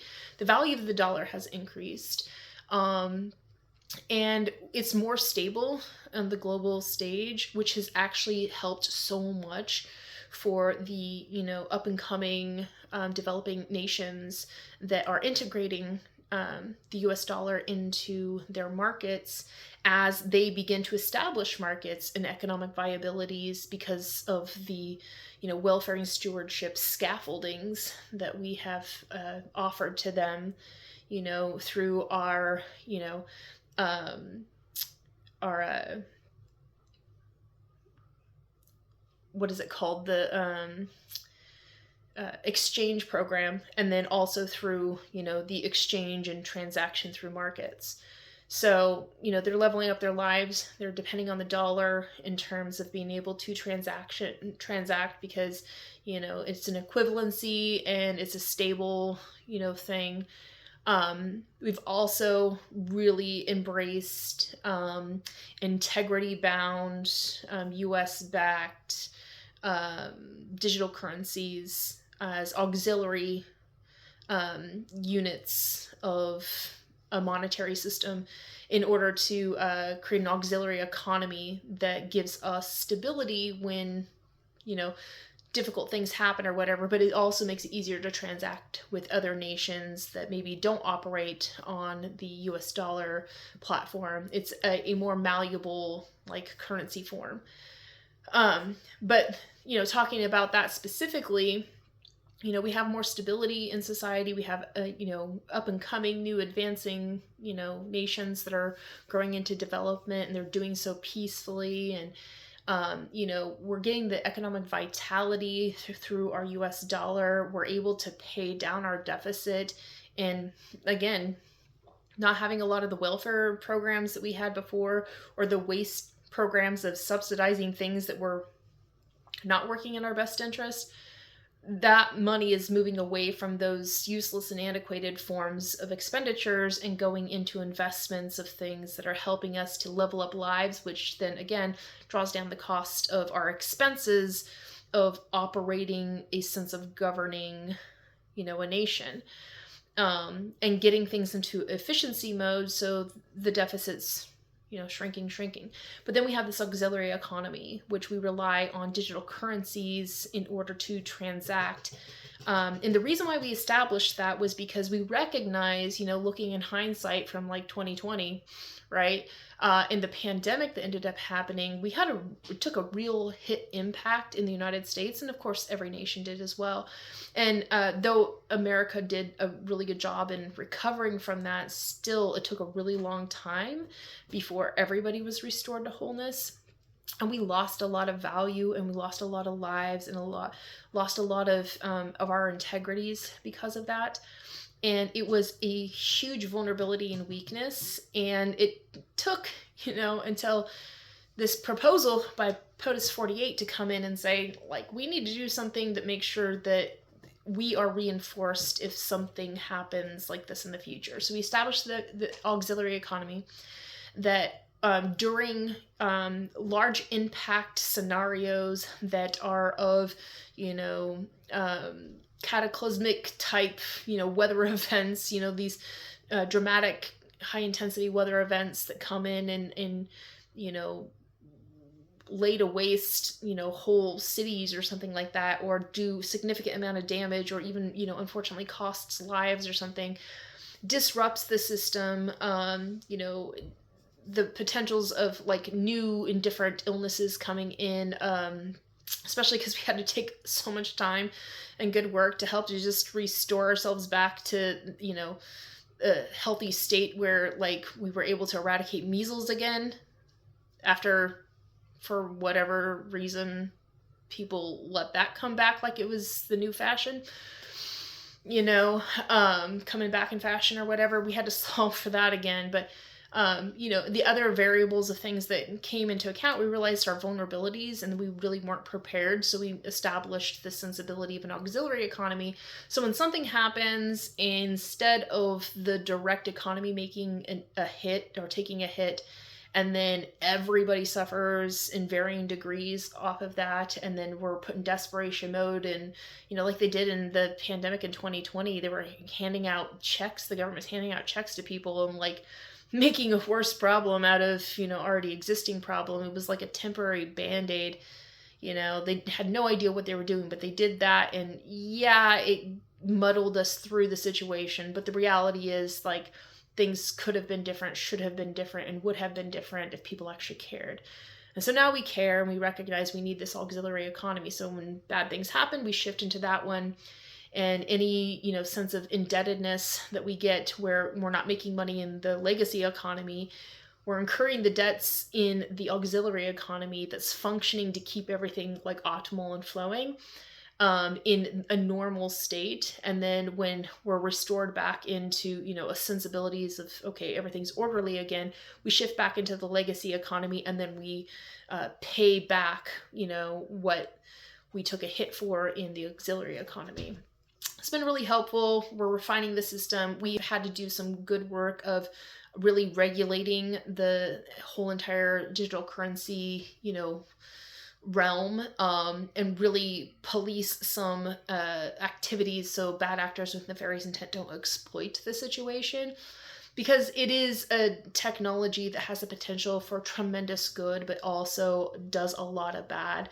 I mean, we've had to work so hard to, curb people that have been using that as a means to do black market transactions and human trafficking and drug trafficking and weapons trafficking, and all kinds of bad things were happening, under the radar of this very like poorly regulated industry, that, maybe, yeah, it came to be because bad actors needed this capacity to do it. But now we put reins on it, put it under the direct control of, justice and laws and rules and regulations and reinforcement, and, a sense of there's an overwatch over it to make sure that it doesn't, turn into a bad thing again. And it's worked out really well. I mean, a lot of people have made money and profit off of it because it has, it's a tremendously powerful, technology. But at the same time, we've tried not to let it get too far out of hand, especially in terms of allowing people to rig systems and schemas in favor for just a few, or to set up certain scenarios where it's a shit hits the fan scenario where we're forced out of the legacy economy into this economy, and then, have to depend and use it so that certain people can get, profits off of it or whatever, because there is money to be made in that. But we've altered it in such a way where it's not making money off of human suffering. It's making money off of the fact that you are a, emergency fund support system, and we have to rely on that. It's still used even when, we're still functioning in the legacy economy, because the transaction is what keeps the thing relevant. So it's not like it's not being used in that time, but the transacting that's happening there is about investment in those things which help us to set ourselves up for success of being able to pivot out of that auxiliary economy in case of an emergency as fast as possible. Because the faster we pivot out of that into a new sense of stability and security, the more money there is to be made by those who operate within that space, in terms of investment and whatnot. And so it's to their personal benefit to get us out of that situation as fast as possible. So in the downtime, when we're not in a state of emergency, they're building up the reinforcements to help us to create a capturing of our capacity to bend and flex but not break, and to be able to spring back and to be restored back to where we need to be. It's to their benefit to set up those, potentials of swift recovery, because they make more money off of it that way. The longer, the prolonged we're in the auxiliary economy, the less and less they're actually going to get in the long term in terms of gains. And then also for the fact that they know that there's careful overwatchers that make sure that, this system cannot be rigged to favor people, by them causing chaos and mayhem in society that forces us into using it. But it's been so beneficial. We've used it in circumstances of like hurricanes and wildfires, and we've used it in emergency situations where we've had like grid systems go down because of like power outages from like weather events and things like that. It's triggered and happened in isolated form, just in those centralized areas that have declared emergencies, and it's helped to like get the immediate funds that are necessary to those areas to get things restored as fast as possible, and then has allowed it so that instead of those individual areas having to come up with the money to pay for it in totality, it's absorbed amongst everybody, and then the state just pays it forward, constantly in times of, normalcy and stability, pays it forward in a sense of like we're paying ourselves forward the capacity to pay back if we have to dip into this rainy day fund, so to speak. And it's been beneficial because, we're not, we can't predict all weather events, but we have been able to be better prepared to be responsive in them, because we've also been able to use this auxiliary economy in these times when, we're not in the disaster, to again, set ourselves up for quicker recovery, which means that we have been able to create something way better than what FEMA ever was. In terms of our capacity to respond to natural disasters, to save lives, to protect property, to restore, wholeness, and to bring things back to normalcy, and to have the capacity to deploy and execute the financial means to get the work done, but also the workers, the labor force to be able to get things done, and then also direct, the raw materials resources that may be necessary, or the equipment and things like that are easily deployed, because this mechanization of, declaring an emergency and then being able to tap this resource to be able to get what you need, so that you can settle the situation, is a very fluid and responsive system. It also has, a few parts to it that we are still working on to help to develop the means for us to do preventative measures in terms of recognizing the impacts of extreme weather events that occur from the larger global events of shifting, changing, altering climates, based off of our human impact of certain human behaviors and practices that are taking the natural systems of planetary boundaries of planet Earth and throwing them, out of sync and out of kink, and some of them are exceeding those boundaries. And human behavior is like driving some of those things to move beyond what normally would be, the natural process of, the movement and growth and shift of planet Earth. And so we have taken corrective measures to direct ourselves towards solving for the problems of like how we choose to go about living our lives and functioning and organizing and or movability in society and things like that, that are behavior aspects that can be altered and shifted, and innovations can be set in place to help to mitigate the impacts, so that in the bigger scale, we're reducing the likelihood of these severe weather events, because our behaviors are conformed and aligned with that which can help us to sustain what the UN has given us as a directive, of staying at the 1.5 degrees Celsius, so we don't get too hot and then throw everything out of sync, and then, bad things will end up happening. So this is also about being able to direct the necessary resources to get things done without having to go through the whole process of, appropriating through Congress and then them deciding whether or not, we should or we could or we will or we want. Instead, it goes through the process of the people themselves can opt for this to be funded by paying what we call a portions tax, which is, everybody has to pay tax, but there's a portion of your tax that you get to choose what it can go towards. So, people have opted even more so, over the course of the years, have opted even more so to focus their attention on investing in things that will help us to mitigate the risks of climate change.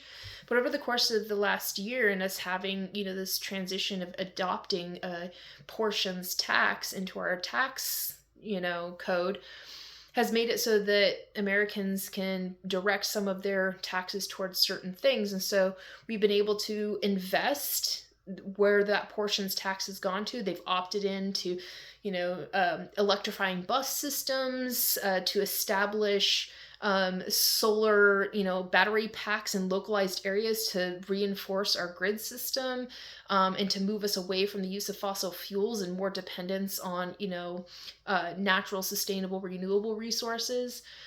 It's helped us to shore up our weaknesses, to be able to buy more raw materials in bulk that help us to be able to create the innovations that help us to, be more resilient and self-contained and self-sustained.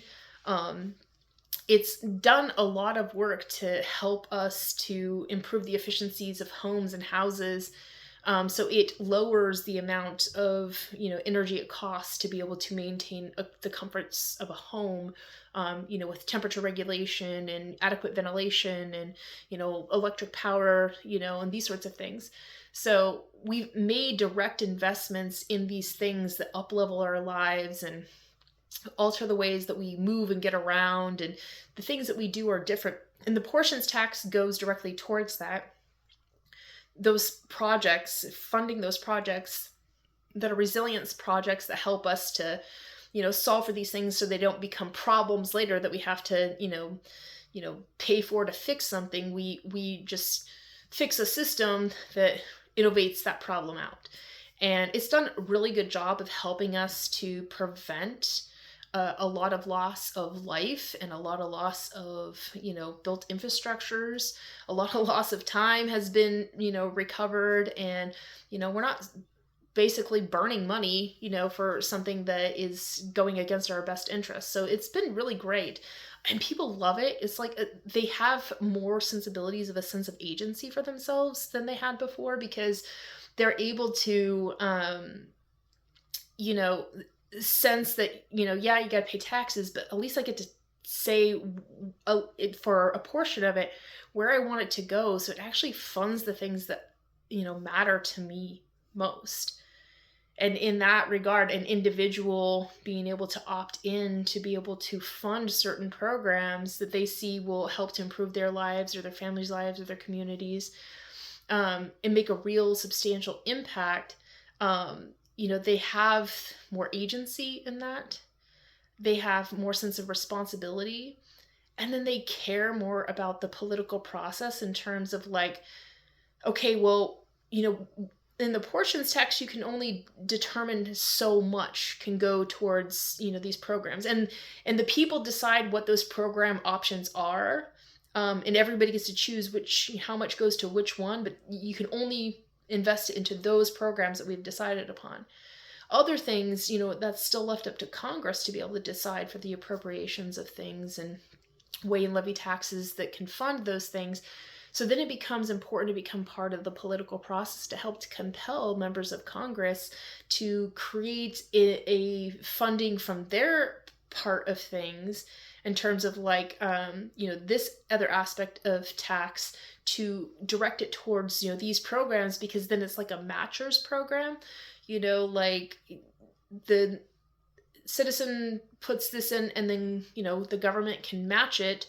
And then all of a sudden we've, increased our capacity in that regard. So more people are becoming political, but not in a sense of like calling their congressman and tell them to do your damn job, but more just like, I know you're hard at work to do these sorts of things, but when you go and you make your considerations, will you please consider investing in this, because this program, it works really good and we want to see it fully funded, because it's going to achieve these great outcomes. And then we're having that constant dialogue. And again, this universal basic innovation that we've created in terms of having the voices of the people informing the system of what we all want.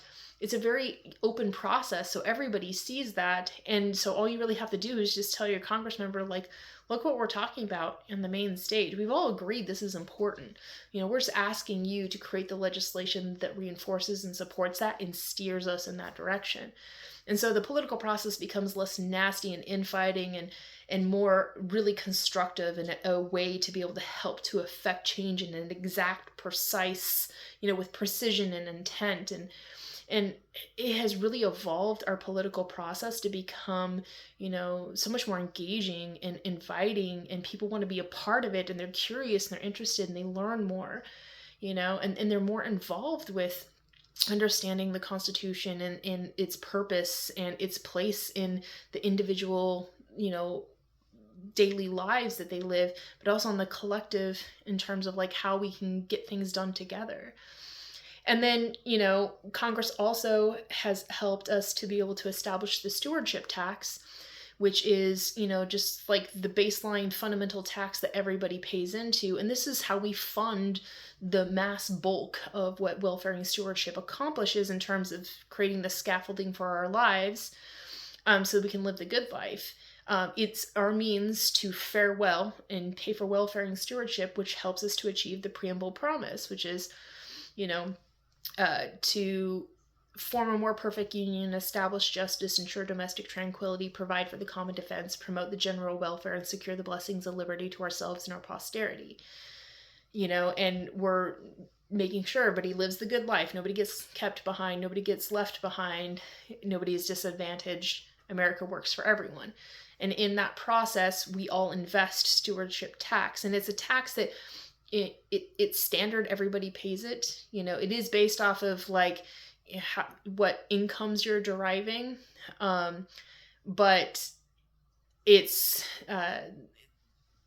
higher income earners are obviously going to, their, percentage of it is going to be higher, in terms of like how much they end up paying. But it's not so much that it's offensive, and we don't want to give the illusion that we're like stealing from the rich to give to the poor sort of thing. It's like, we're just making sure everybody is investing into those things that we know are necessary for us to all thrive and level up our lives. And that the individuals with less money, like even when there's many of them, would never be able to, fund at the same capacity as others who have managed to, through the benefits of society, be able to make more money. So it's a way to, pay back what society has paid forward in opportunities for them to ascend to these higher levels of success. And so there will never be a point in time where, they're going to be able to not pay any taxes, because they've reached some sort of higher level of income or whatever. They will always increase the amount that they will have to pay the more money they earn. But the return on investment that they're going to get out of that is that they're establishing this leveling up at the criterion echelon, which means the more it grows, the more the outer boundaries of their potential growth increases. And so it's a mutually reinforcing, mutually beneficial situation. And it's worked out in such a way where we find a lot of people, especially, intelligent people who are investors, like they look at the situation like, oh, this is great because like all you're telling me is that I have to like invest something that, I'm already obligated to pay anyway. But it's going to secure a situation where I have more opportunities to make more money, and yeah, I'm going to have to pay a little bit more taxes, but, the gain is going to be a net benefit and it's going to be a good thing. And so it's creating a mutual respect of like, doing good for others is really doing good for yourself, sort of thing. And so we've taken away a lot of the nastiness in terms of people like, how they think about the tax system being as unfair as it had been for a very long time, by establishing this, standard welfare and stewardship tax everybody pays, and that nobody can reduce the amount that they have to pay in taxes from a baseline standard. But there is, capacity for, if you're paying into portions, to direct a portion of it to goes to certain things you actually care about. But then it also incentivizes those in the higher echelons that make more money to take on the directive of paying it forward into certain stewardship programs, beyond just the portions tax, but investing into those programs from their own personal end. And it gives the benefit of that personal investment into it to level up, the coffers for these programs, makes their like tax balance a little bit lower, if it's investing towards things that are engineering outcomes that we actually want. So there's a way for them to draw down some of what goes into the baseline of welfare and stewardship, which they don't really have a lot of say of where that money goes. But they really do have the economic power to be able to affect change in certain directive ways that may be more beneficial for them than others, by investing into these stewardship programs that the portion tax, has a line for. They don't get to determine what those are. I mean, they get a say in it because they're a citizen too, but, companies are not people. Individuals are the ones that collectively decide what those portion tax, projects are.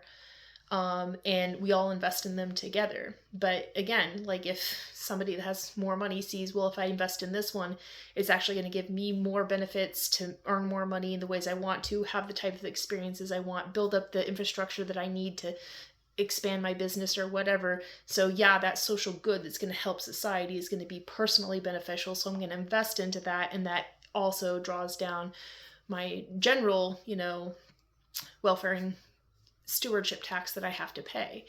But the good thing is we have finally resolved the long-standing, question as to, is it possible for,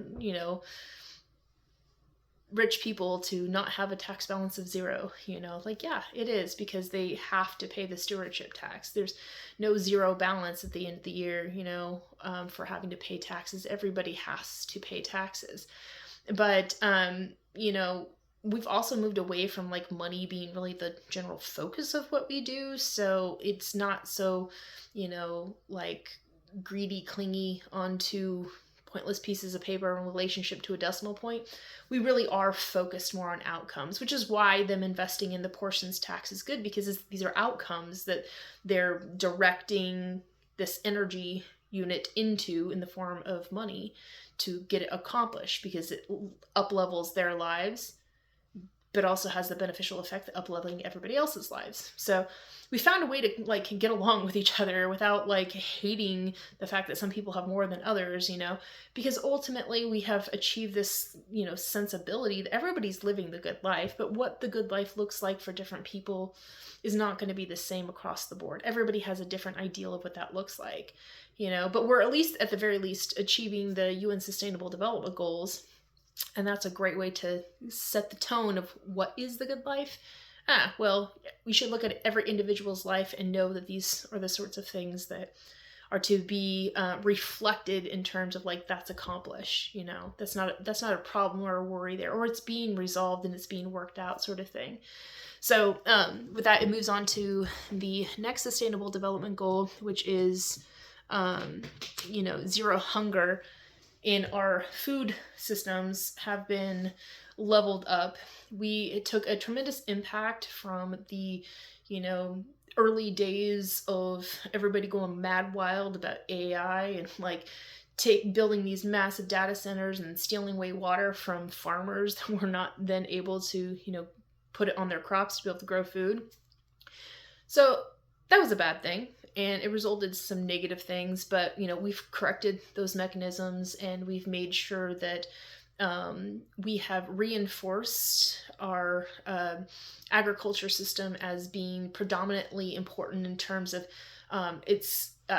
we don't really look at it as an industry that is there for the purpose of making money, but it's there for, again, achieving the outcome of making sure that nobody goes hungry.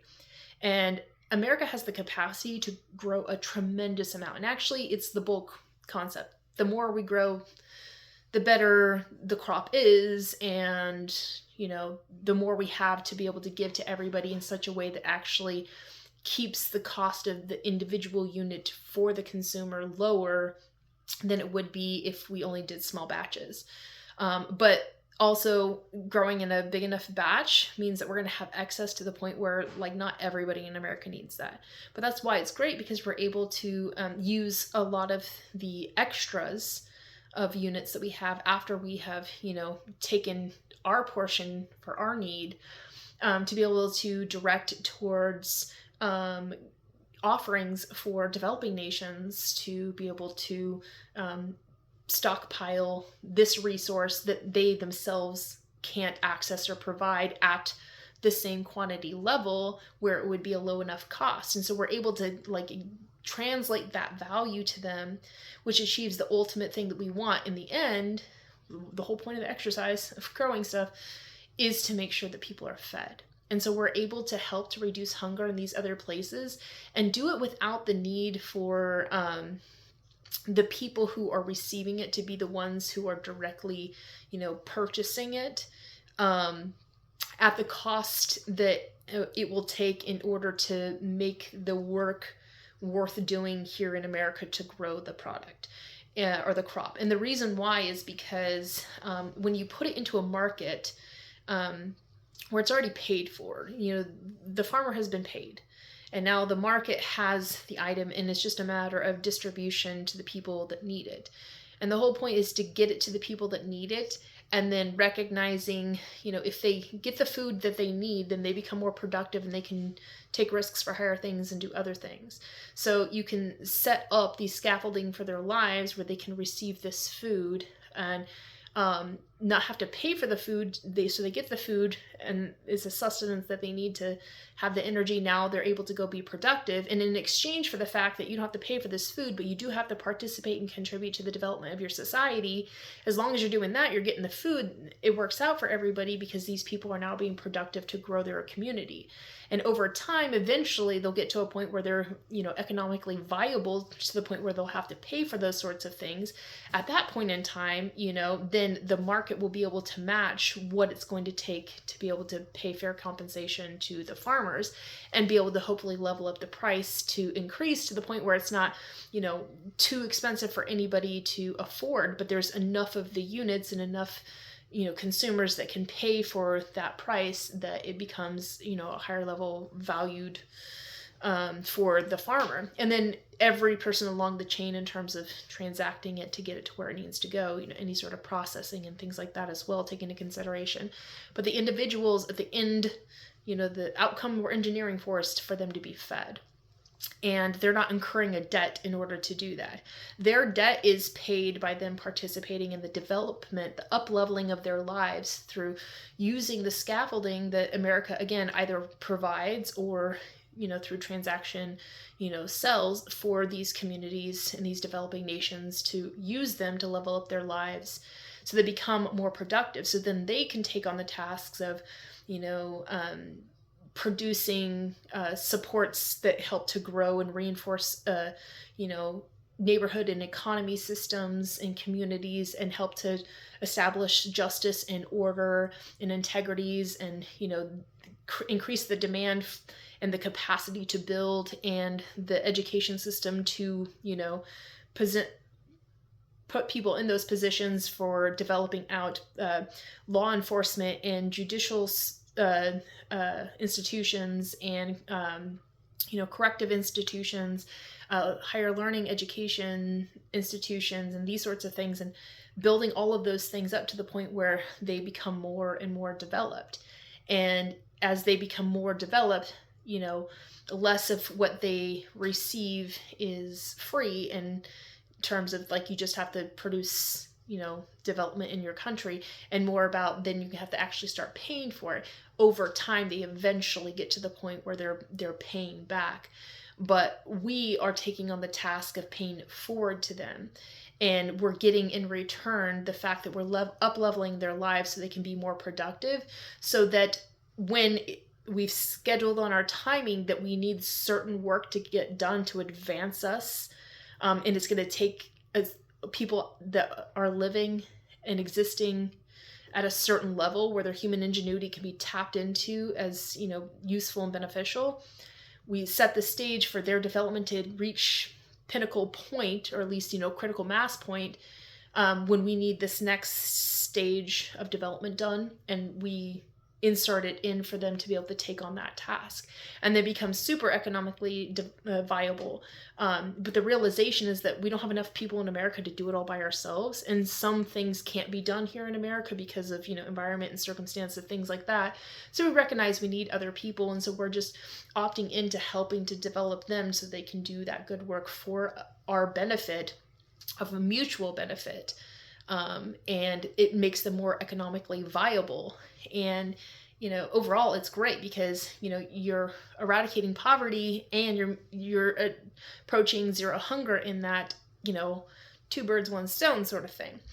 The next aspect of it, of course, is the third sustainable development goal of good health and well-being, which is really at the core of what welfaring stewardship is. The point of the exercise, to make sure that people are faring well and they're living a good life, and that life is not hindered by some preventable disease, or some ailment, or sickness that needs remedy, and for people to not have access to the adequate supports and caregivers and medications and medical facilities and medical equipment and experts in the fields to be able to make sure that whatever area of concern exists of their state of dis-ease or ailment or injury can be solved for, and they can be restored to wholeness as much as is possible. And that entire system requires a tremendous amount of care and consideration and development and research, and really bringing in this whole holistic approach to health, and making sure that there's this partnership between healthcare practitioner and the patient working together to create a holistic approach to the overall wellness and well-being of an individual, to include making sure that people have insurance for their health care, so they can go at any point in time and get that health care that they need without worrying about what the cost is going to be. But that cost is then absorbed into the insurance industry that operates kind of similar to what the auxiliary economy does, in terms of, now this cost has been brought into this higher level, and how can we dissipate the enormity of it to the point where it actually kind of like neutralizes it, so it's not as much when it's dispersed, because leaving on an individual would be too much, and then creating efficiencies in the systems and really drawing down the cost of operations and things like that, so that the systems itself are effective, efficient, stable, resilient, they're consistent in the practices, and that everybody is being treated with an equality, and because the whole point of the exercise is good outcomes of good health, and we focus on that, and less about trying to draw profits for these different companies based off of how it used to be, where companies would profit off of human suffering and people being sick, or giving people medication they didn't actually need. The innovations that we have created within those systems creates kind of like the justice is blind effect with healthcare, in terms of like you're not looking at the individual in terms of as if they're a customer that is getting sold as many add-ons as you can. It's like, how can you create the best outcomes with the least amount of process that they have to go through, so that they can be restored to wholeness without it being this whole like situation.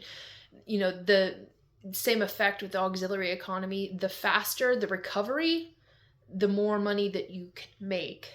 And so it is in your best interest to help to create preventative measures and to help restore people as fast as possible. Prolonged and long-term illness or unwellness actually becomes less beneficial in terms of those who profit from the insurance industry. And never can somebody profit by denying somebody care. Like, you actually are deeply penalized for that, and that creates the corrective mechanism that has restored a lot of integrities and trust in the system, and has given us good outcomes and results. It's saved lives. People are living longer, and people that otherwise would have not been able to seek care have been able to get it. We have people who have been restored to wholeness. They've been able to get the prosthetics that they needed they couldn't afford, or the medical equipment that helped them to be better able to be functional. They've been able to get the medication that they needed. They've been able to go out and experience holistic alternative medicines that have kept them out of the emergency room and really helped them get in touch with self healing and personal care and things like that have really helped them to maintain better standards of good health and well-being by approaching this holistic sense of responsibility of taking care of your human, your flesh vessel.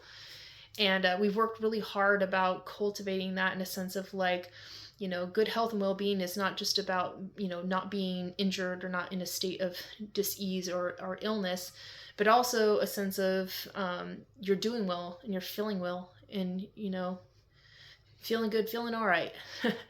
And, your mind and body and spirit are all aligned with a sense of being well.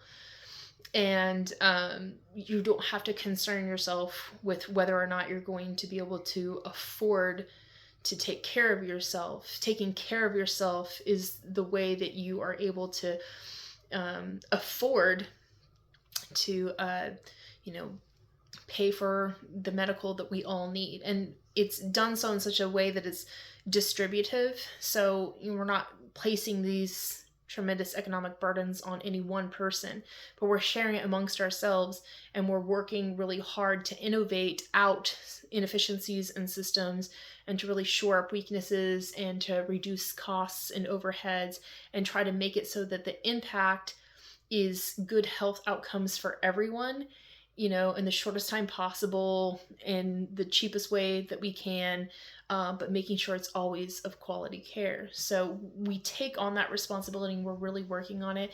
We've done some tremendous developments in terms of the investment, especially through the portions tax, to level up, our healthcare facilities so that they're adequately operational in terms of having the equipment that they need. Their facilities are, up to par, up to grade. They get the new extensions on their buildings as their communities grow. They need to serve more people. They're able to expand, and that the barriers to care that we've recognized within especially rural areas, those gaps have been bridged by having health hubs that are established in these areas, as well as home visits and traveling healthcare clinics where people can go to on certain days to be able to get the care that they would need. And then having the home call or whatever from a doctor to be able to come to you instead of you having to go to them, which has helped a tremendous amount, especially in people who are disabled or elderly, where their mobility maybe isn't as easy to get up and go to the doctor. Like the doctor comes to them, and that has revolutionized things. And the fact that we have invested so much in the development of caregiving, and we've really emphasized how important that is, we have been able to increase the quality of life for everyday citizens, especially our elderly. We have literally been able to give old age a security, and people are cared for and cared about with these compassionate caregivers that are able to, be there for people, to help them with whatever their needs might be in order to make their life, as thriving as is possible, despite whatever limitations old age may bring to them, and we've been able to restore people who are disabled to a sense of wholeness where, they may have different abilities, but, that they still have something of a purpose and meaning in society, and they're valued and they're cared for and they're cared about. And we have people that are able to show up as caregivers to be the supportive system to make sure those people know, like, we're not leaving you behind. And in child caregiving as well, that has been able to improve childhood development, which has substantially improved the mental well-being of society in general.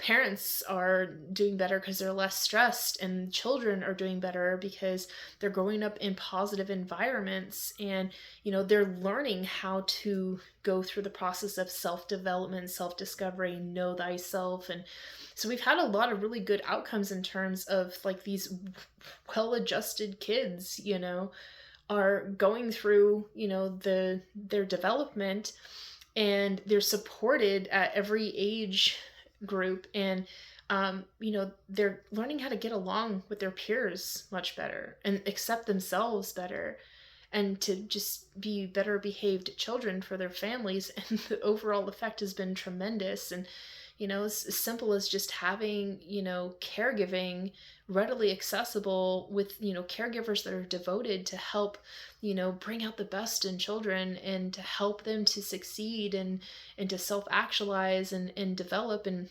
learn and grow. And, we've taken on the whole approach of it takes a, community to raise a child, and we've taken that with extreme ownership, and we've had really good outcomes. We're still in the early stages of things, so we're keeping an eye on trying to metric it, because we want to be able to prove out, that we're engineering the outcomes that are, best practices.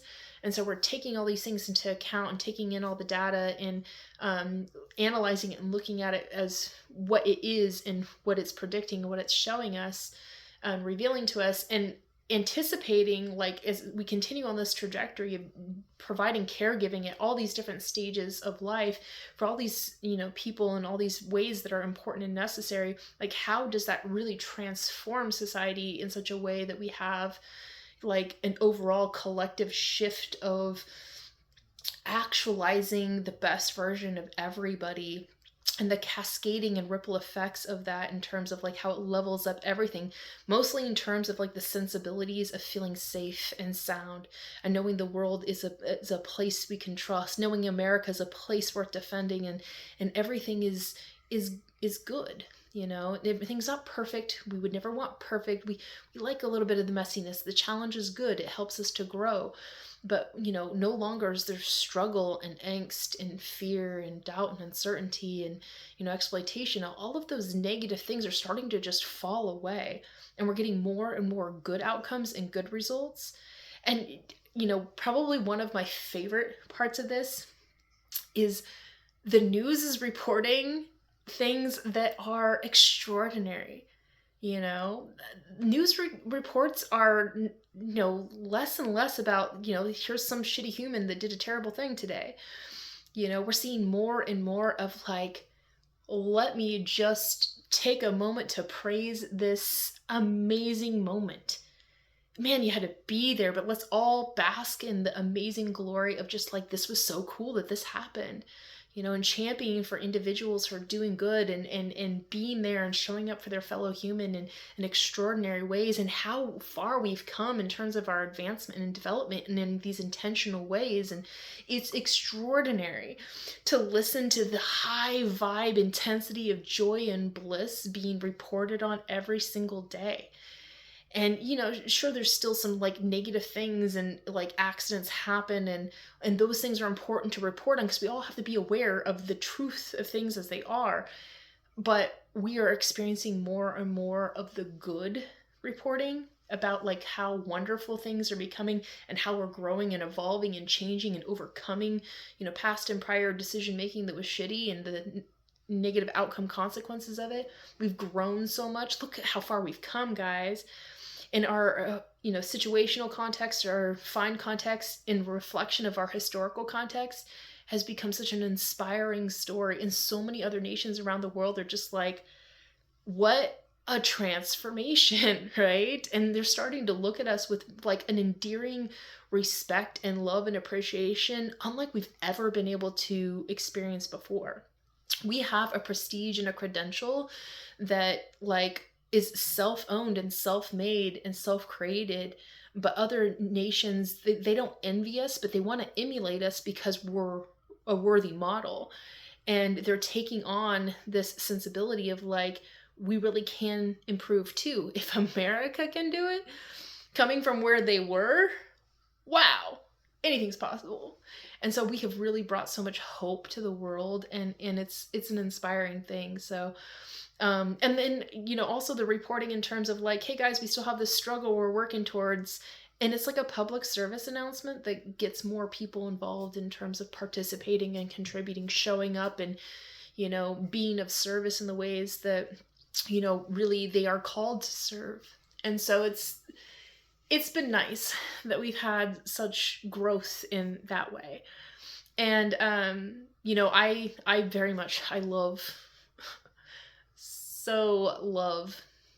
the journalism and free press. It is an unofficial branch of our government. It really is a strong indicator of the temperature check in terms of how well our Bill of Rights is holding up in terms of like our lived experience, especially in reflection of the First Amendment, the right to free press. Like, we had to work intentionally and really hard to overcome, a full-on assault of our First Amendment rights. And, looking where we are now and compared to where we were before, we really have embodied the, concept of freedom isn't the right to do whatever the heck you want, but it's the opportunity to do what's right. And we've really embraced that individually and collectively. And we're reinforcing that through social and civic ideals, and, really amplifying voices that are, trying to lead youth in the future in a good direction towards accomplishing, the life, liberty, and pursuit of happiness, which means that we have to adhere to, our Bill of Rights, and, all of our,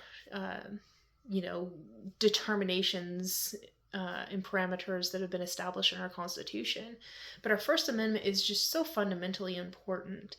And, the media now being on, at least on the level where people are informed of the difference between what is fact-based, journalistic integrity news that is reporting facts as they are for the interpretation of people to, critically think and consider things.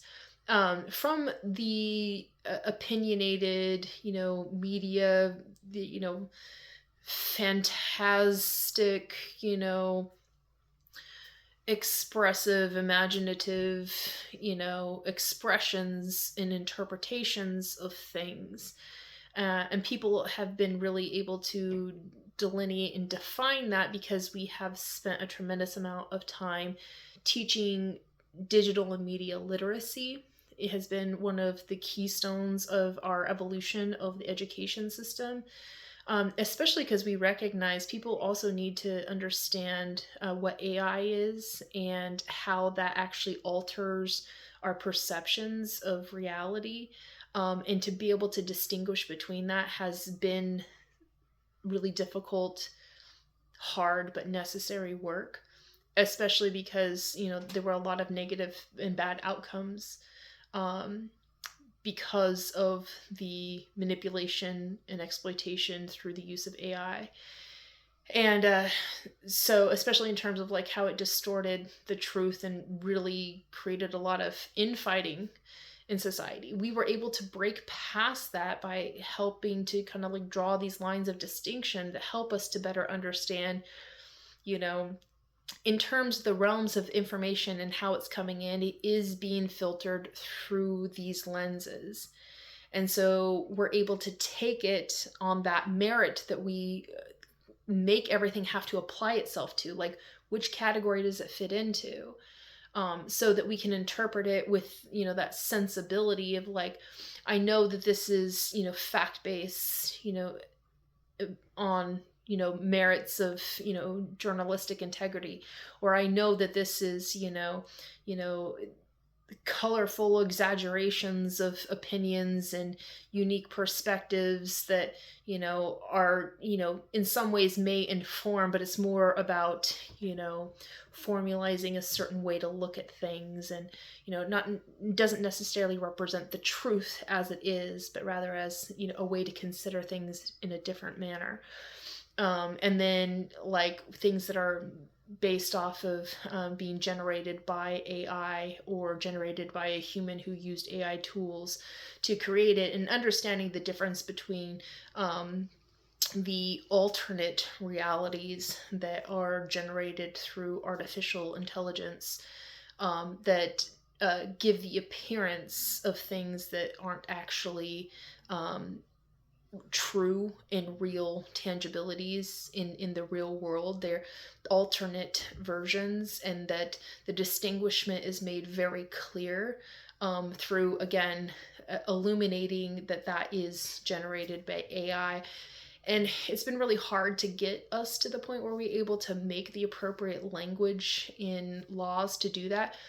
But through, concerted effort and conscious deliberation and in public debate, and really truly crafting the language of our laws, we were able to create such a way that helps us to understand like how to make sure that we enhance the best aspects of AI to do good and be this wonderful, amazing innovation full of potential, but to harness in an encapsulation of preventative limitations that prevent it from, hindering normal human advancement, or to create degenerative processes, or lead to dissolutions, or lead to, fabrications that then turn into exploitation points for people and cause harm and wreak havoc and, distort reality for people, these sorts of things. Like, we just have come to the collective, understanding. And we formalize that into law that helps us to delineate and define that which exists in the realm of artificial intelligence and that which exists in the realm of the real world. And then allowing for space for, the two to be able to merge in like a symbiotic coexistence, but still always basing in the truth and reality that there is this mark of distinction on the AI, that we know that it is not real, but it is a way to help make what is real more creative through this, different way of perspectiving it, sort of thing. But being able to draw those distinctions have helped us to protect us from being harmed by the AI, and other guardrails that we've put into place, especially in terms of like what it can be used for, and limits on, just because you can do a thing with it doesn't mean you should do a thing with it, especially with removing the capacity for it to exploit, real people and put them in harm's way, and to not allow it to be used for nefarious intent, for people to do, bad actors to be able to use it to do things that are not acceptable in civil society, such as there were cases, before we were able to put these guardrails on it and have preventative measures that had very stark, certain and specific, repercussions if you did not prevent these bad things from happening. I mean, your whole system would be shut down. And so you don't want that to happen. So you definitely, design within the system corrective mechanisms so bad things can't come about with it. But, there used to be a point in time where it would, AI would be used to create images of child exploitation and sexualization of children, and, giving the appearance of people, real people being, put in a position of looking through the AI, that they would be put in a precarious position. And it alters the sense of reality, but also it took away the dignity of humans, and it was just highly inappropriate. But we corrected for those things. Unfortunately, we had to learn the hard way in a lot of regards, but we have found a way to solve for that. I really am focused on, and I think a lot of people are too, that's the sentiment that's at least out there in the, public conversation. We're trying to lead AI in a good direction. We want it to be a positive thing. We want it to be an exciting, exploratory, thing, but it also has its potential for bad. And so we have to keep constraints on it. So, I take it with the seriousness of it. We have to really understand the dire consequences of letting it get out of hand, but also embracing, like, there's so much potential for good in it, and I really want to just focus on the good. So with that, the next sustainable development goal that gets approached in terms of welfare and stewardship, we have been able to establish quality education, which has been one of my favorite things, because here in America, we've established makers malls, which, we're slowly phasing out. We're not there completely, but we're slowly phasing out traditional schools. While some will still remain in a different form, more kind of like a privatized type school. But we're creating these public institutions for learning called makers malls, and they're popping up in cities, in towns, and rural areas across the nation, and they're doing so good because they're bringing so many people together from all walks of life and every age group, and bringing them together in these different environments where they can do experiential learning to understand a thing in a deep fundamental way by experiencing what it's like to be put in a position where you have to understand a thing in its totality, and then immerse yourself in the experience of figuring it out and problem solving, and then going through the deep, integrated learning of like reading more into it, and practicing, and then having conversations with people to learn from your peers, and then getting lectures from teachers that teach you more about it. And we have seen a tremendous increase in retention of people in schools, because there really is no such thing as dropout of schools anymore. People go for a time, and then when they've leveled up to the point where they feel like they're ready to move on, go out in the real world and do some work or something, they can, and they can always come back because it's always there, sort of thing. And so it's really good in that regard. There are certain standards that we still have to achieve in terms of developmental, proficiencies, but it's not based off of you have to stay into school for X amount of time or whatever. And it's not a slow drudgery process. We're not holding people back. It's learn at your pace and your rate, and you can be in and out and on with your life as fast as you want to go. and we're all learning from each other at various different age groups. And so it's been really good in terms of like reinforcing our sense of understanding, with a deep respect of every generation, and also learning from different modalities from people, like experiencing insights from people just by like watching them and how they're figuring out problems, in sharing in collaborative ways of working towards solutions has just been like a tremendous benefit for society in general.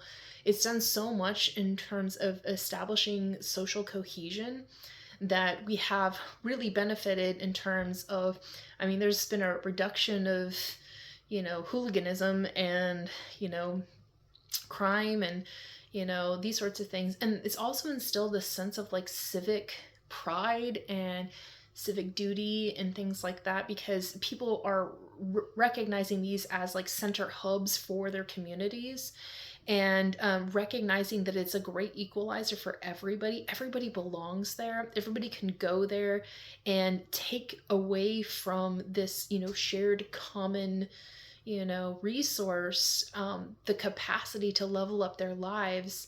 And it is, accessible to everyone.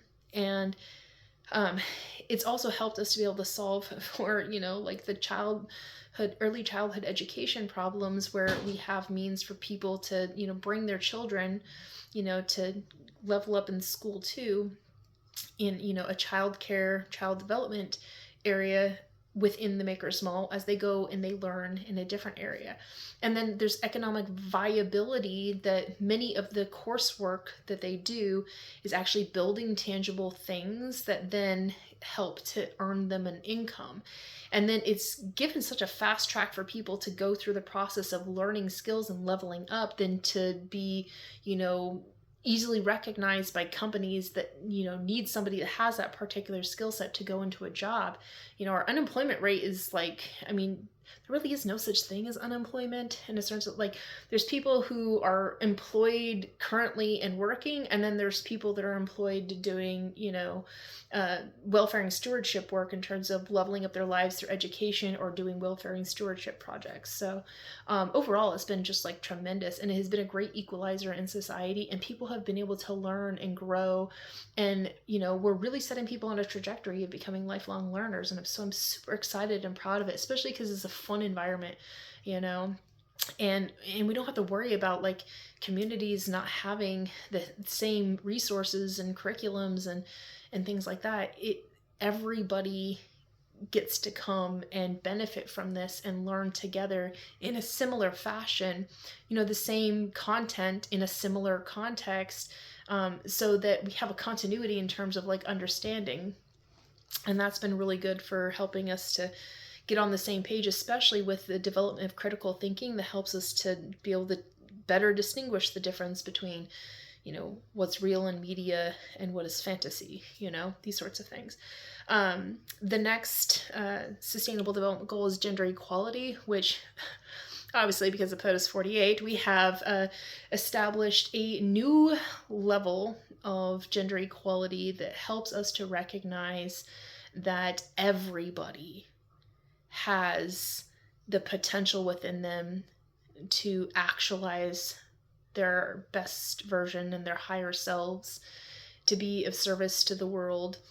And our education system has helped to equalize, and the fact that we respect personal dominion and people have the choice to self-determine, these sorts of things have really brought about an equality within our gender, distinguishments, a sense that it's not about, what gender you are, it's about who you are.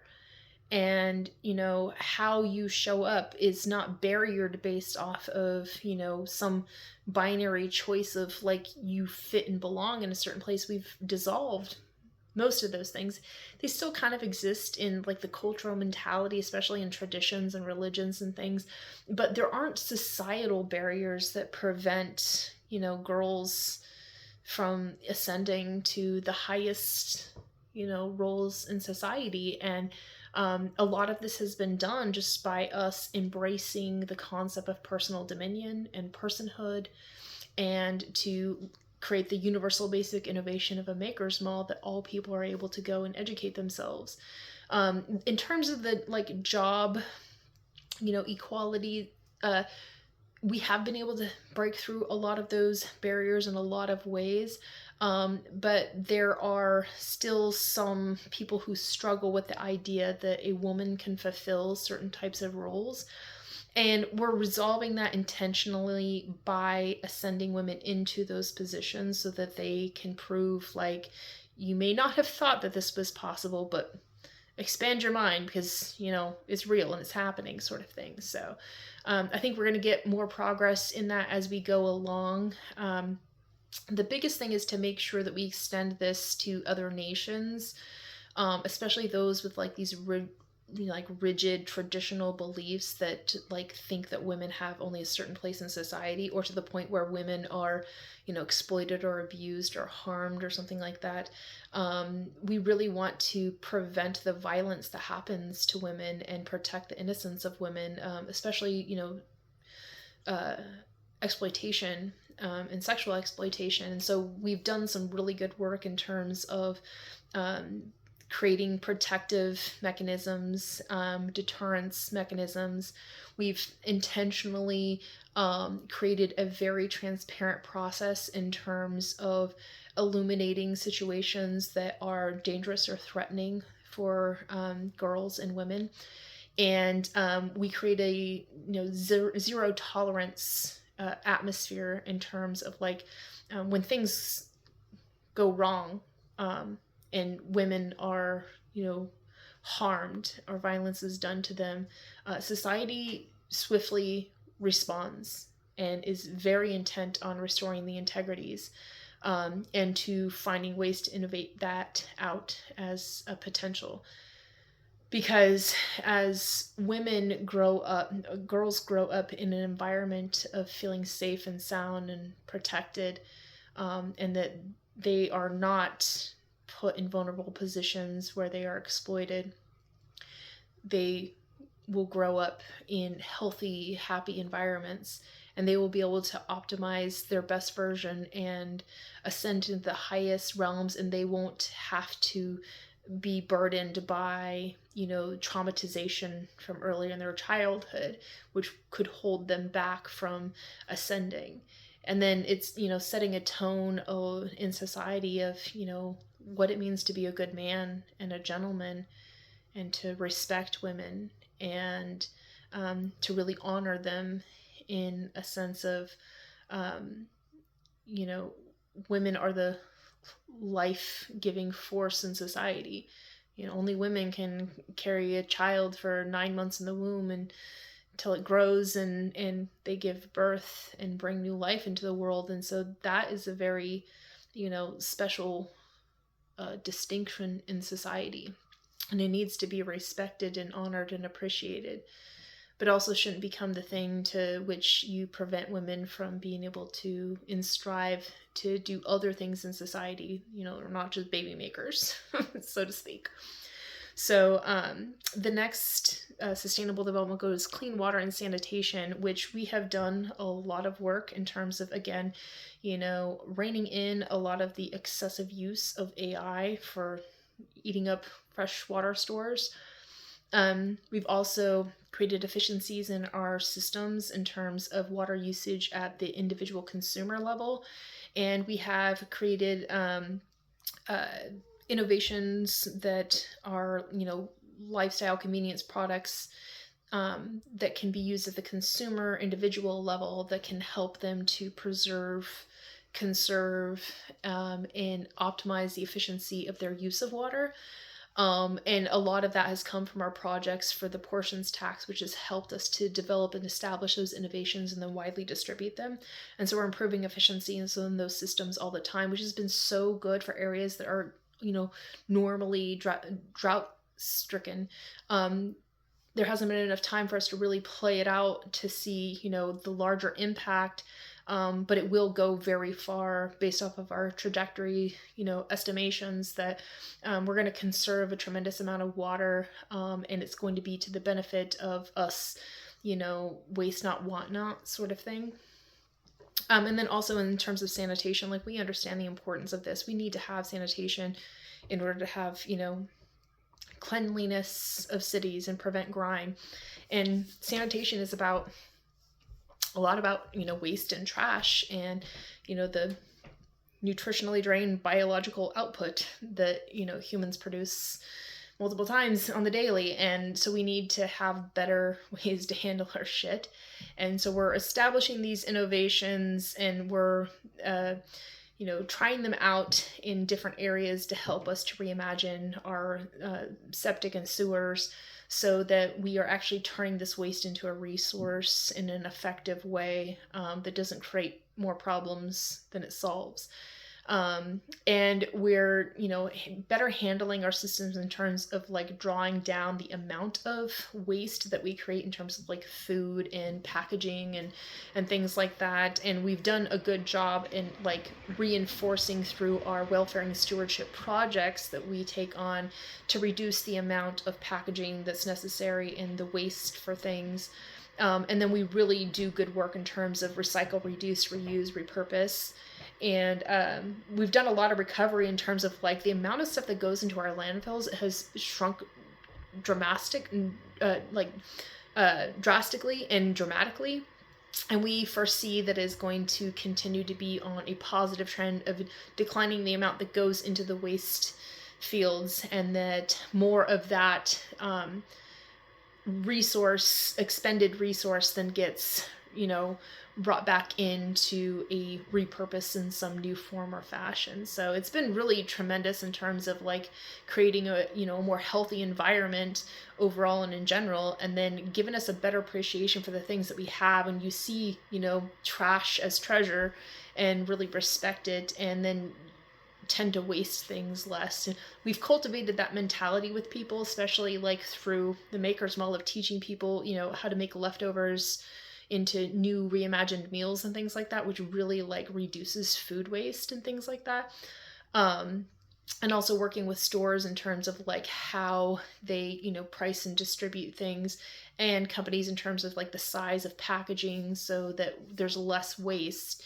Improving their systems in terms of like the machinery that they have that, can produce, a larger bulk version of this product at a cheaper rate, but we help them to pivot to move smaller portions so that things can be used without it becoming, waste at the end, and then helping them to shift into packaging that is actually recyclable and reusable. And then we're establishing across, the networks as much as we can. It's, growing process is going to take some time, but we're getting recycle facilities that are stationed in proximity to every grocery store, so that as you go and get new resources, you can drop off the packaging for your old resources so that it can be brought back into the system of reusability in some other fashion. And it creates a whole convenience in that system. And we've seen a lot of like entrepreneurship spring up in terms of, waste and junk removal, and the transferring of that waste into, a reusable resource in some other end. And, human ingenuity has really stepped up and seen the potential in everything, and recognize, like, if you just recognize the value that's there and you don't take it for granted, there's so much that you can do in terms of, taking advantage of the potential that's there and realizing it in a new and imaginative form that can give you a new lease on life for it, that you can extract more value out of it than you ever could have gotten in, the old system of the waste is growth mentality where everything went to the landfill. So we've had a lot of, growth in those areas and whatnot, but the sanitation aspects of things, making sure that we have like our streets are clean, that's a big part of what our gateway city of cities for Eudaimonia and the welfare and stewardship accomplishes, is these cities that are clean and beautified, and you don't have grime on the streets and trash everywhere. Like those things are eradicated, they're innovated out. we have like whole responsive groups of people that help to, care for and care about these environments and keep them beautiful and, keep them clean, which also helps to keep them safe, and report things that need to be maintained, and then they get fixed, as soon as possible. And we really work together in terms of just like staying consciously aware of like where there needs to be, somebody needs to go and give some attention, love, and care in this area. And creating that type of like communication has helped us really to establish, better environments, and our cities have been cleaner and safer as a result of that. So the next sustainable development goal is number 7, which is affordable and clean energy, which we have done a tremendous amount of effort of trying to establish the integrity of our grid system that localizes as much as possible and then turns it into renewable resource as much as possible. We've relied on a lot of establishment of batteries within neighborhoods and communities that are our backup systems, that when the power goes out, like say for, the power grid goes down because, there was an ice storm and it tore down one of the power lines or whatever. There is a backup system for houses to still run off of these, locally sourced, battery hubs. And then it also helps us to be able to store energy that has been collected at, times where it's cheaper and then stored for use at times when it's more expensive. So we've been able to draw down the cost of, the bills, the utility bills for houses and neighborhoods and communities, because they rely on, sharing in this these energy hubs that help to optimize for the, most efficient use of the energy, and then also to use it when it is the cheapest. And then also, having the companies who are, draining most of the energy power right now is for AI, which is just crazy, but, it's a growing industry, so it's going to need a lot of power. But we've been able to work with those who are establishing these massive data centers for them to be able to help us to upgrade, to be able to pay for these, hubs that are set up in these neighborhoods. So as they continue to increase their draw on power, they're not competing with the draw on power from the residential, which actually helps them to create more efficiencies and optimization so they can draw with more, assurances that they're not going to be overburdening the system and then, putting too much pressure on the grid and the whole thing shuts down and then they're in a real pickle. So they have worked with us to help to invest in these centralized neighborhood hubs of battery storage that helps to create reinforcements within the grid system, so that as they get into points where they need to draw more power for, some, calculation that their massive computer system needs to do, we can switch with integrity to these localized battery hubs without over draining the system and without leaving people in a blackout.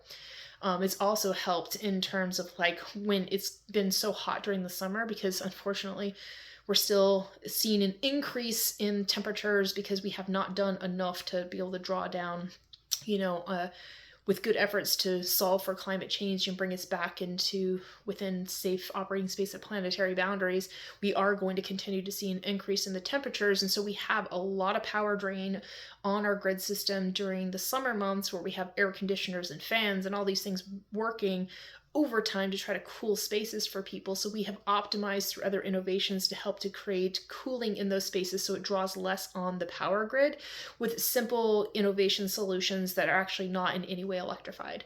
But for when you do use the air conditioner, those systems can run off of internalized batteries within homes that can operate that system without it drawing from the main line, but drawing on the reserves of the individual systems within the houses. And then the optimization for, some of the air conditioning units that we've had actually are more efficient than they have ever been before. So they don't really require as much power as, old systems did. And we're doing that good work of, doing the taking the old and replacing it with the new. And that's part of one of our portions tax, initiatives that helps us to be able to, up level that and then get everybody to the point where they have appropriate temperature controls in their house, because it is a tremendous part of the good health and well-being well-being. People need to live in an environment that is conducive to well-being, which means that they have to have appropriate, temperature controls in their house. And so the efficiencies in the systems that we create draws less power down, and then we create these auxiliary units that are within neighborhood hubs that create reinforcements for the power grid system that are able to switch in to make efficiencies in the systems and draw down the price. And then the overall cost is being, provided through investment by the larger users of the electric power, to be able to invest into these reinforcements of resiliency and robustness in the residential aspects of utility, so that we can enhance the capacity for these larger industries to be able to draw more power, because they're going to need more for what they're getting ready to do in terms of transforming the world through these large data centers, to be able to create a massive amount of data information that can be used to create artificial intelligence as a viable innovation to up-level our lives. And so again, we have to create these efficiencies in the systems, and we're establishing them in communities, and they're starting to work really well, but there's more work to do. We have to invest more. We've only been at it for so long, so bear with us some patience, but eventually we're going to get there to the point where the end goal, of course, as we have designed in our process, blueprints, and as we establish as our distinguished end goal in terms of how much we have to invest into the portions tax to get it done, that we're getting to a point where there will be actually energy will be free for residents and on the residential level, and that only in the business and commercial levels and industrial levels will there be any actual cost for energy. And this, of course, is with the intent to transform the lives of individuals so that their cost of living is reduced.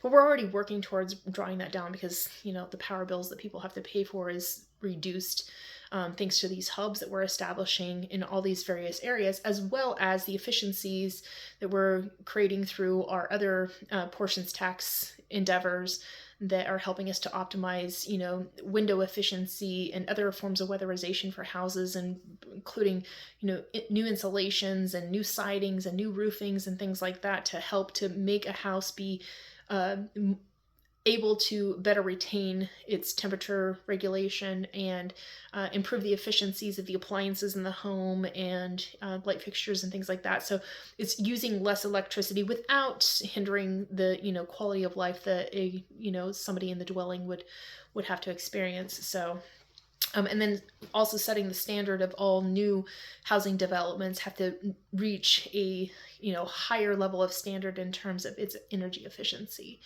And then us investing in the types of materials that can be developed that can achieve those levels and build them at bulk so that they can be mass distributed within the United States in our new construction, but enough to also be able to bring over to other nations to sell, or to bring for developing nations to be able to use as part of the scaffolding to level up their lives so they can live in new housing structures that are market improvements for what they used to have living in shanties and shacks, and to actually have a built home for themselves. Because it's a big part of the whole welfare and stewardship mentality is like, this is a revolution in the way that we live our lives, and every revolution starts with a home, and everybody needs a safe home space in order to accomplish any of the other sustainable development goals. And it's the one thing that's like a universal basic innovation that we can all individually and collectively optimize for, that helps to up-level our lives so we can maintain that criterion echelon of society. So everybody's living the good life. The other aspects of the affordable and clean energy will also be, investing in solar and wind and geothermal and biofuels, and also, waste turned into fuels and these sorts of things.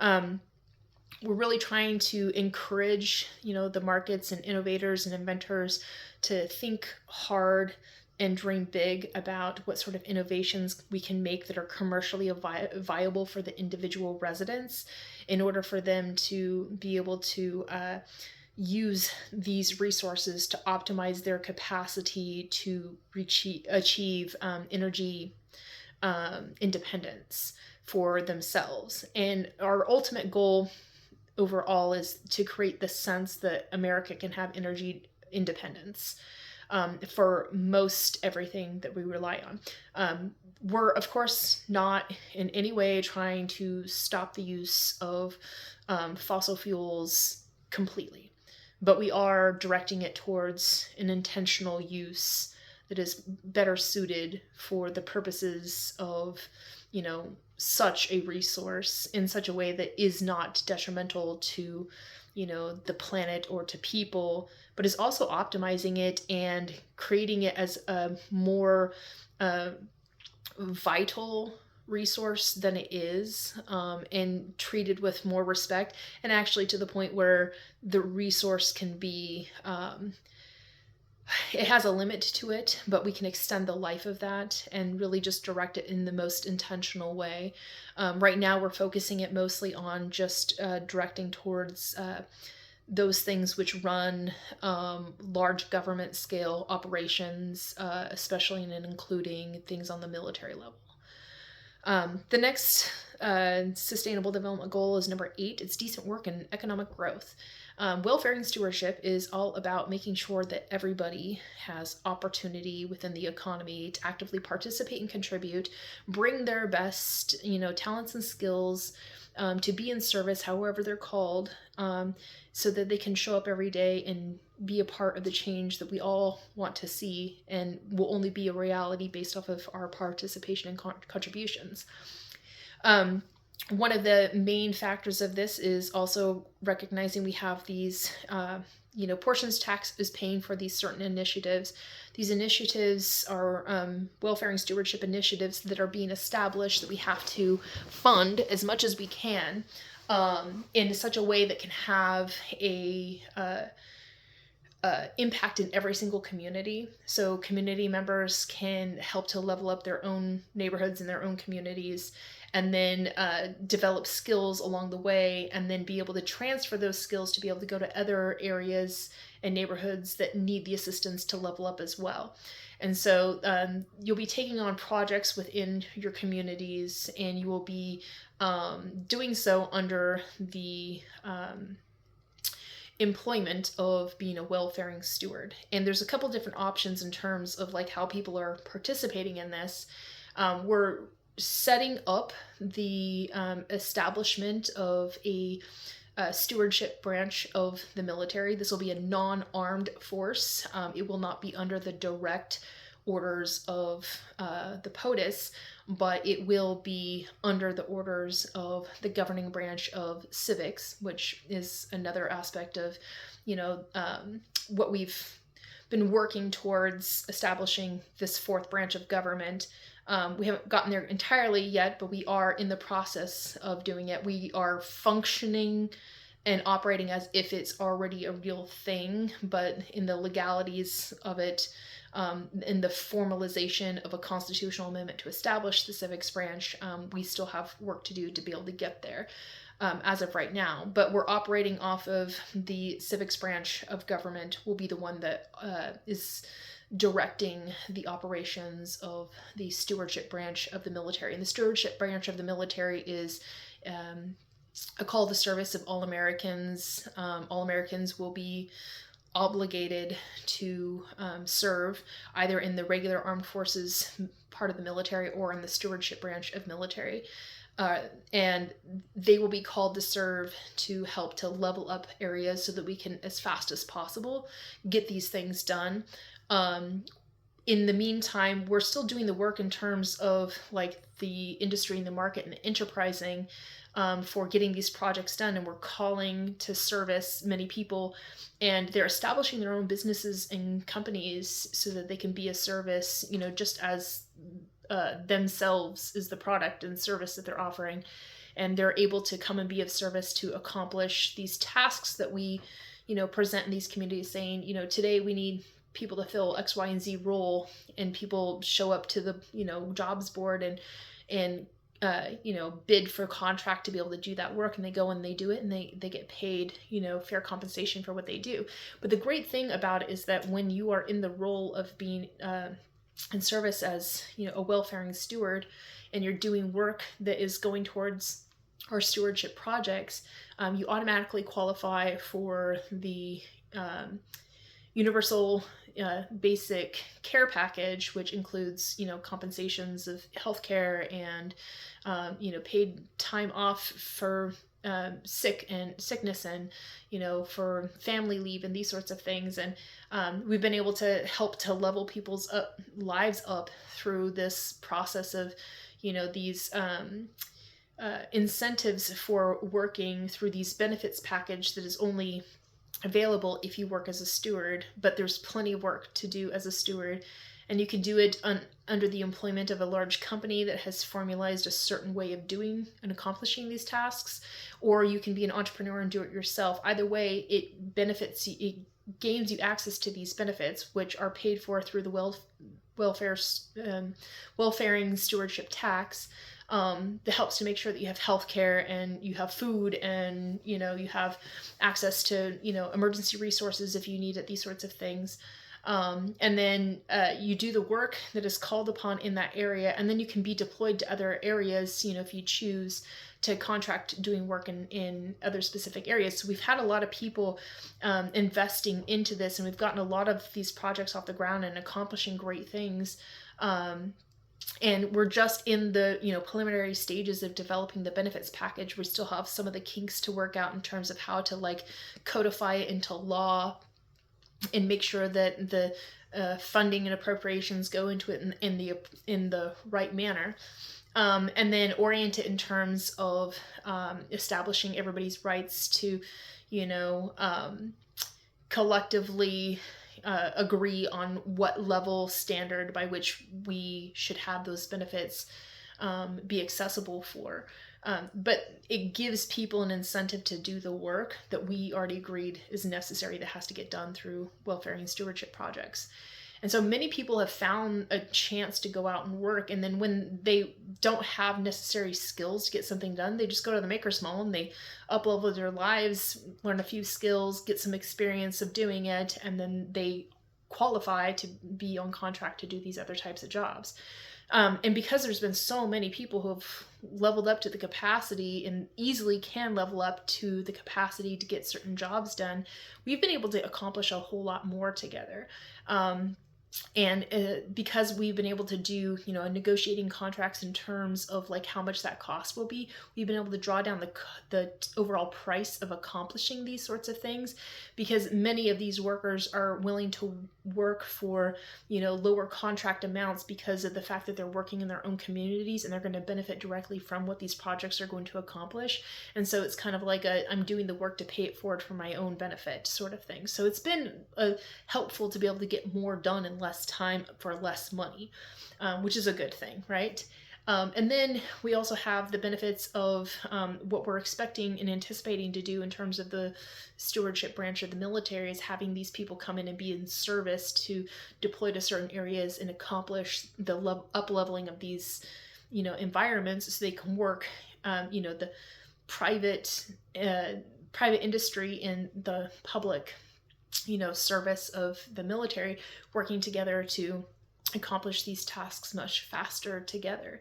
And then it's been great in terms of what we have been able to discuss publicly in terms of how much it's going to give us a sense of pride and prestige in our American identity by having this stewardship branch, and that everybody has to serve in it, if not in a different branch of the military, because of the fact that it makes extreme ownership of the nation, and everybody, nobody can get out of it, and everybody has to be involved in it, and everybody participates and contributes, and is able to be a part of the process. And it gives agency, it gives capital, gives resource, and it gives people stake in the claim of like where America's going and how it's going to get there and how fast it's going to get there. So it's going to be a tremendous benefit once we get it, going. But we're still in the phase of having to communicate exactly what that's going to look like and what it's going to be about, because we want to make sure that we're doing this in such a way that the people understand.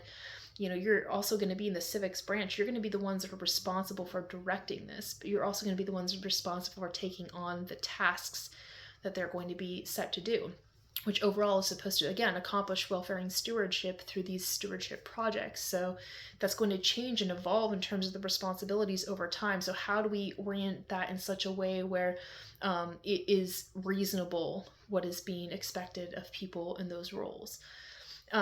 With that, the next sustainable development goal is number 9, industry, innovation, and infrastructure, which this one I'm actually going to combine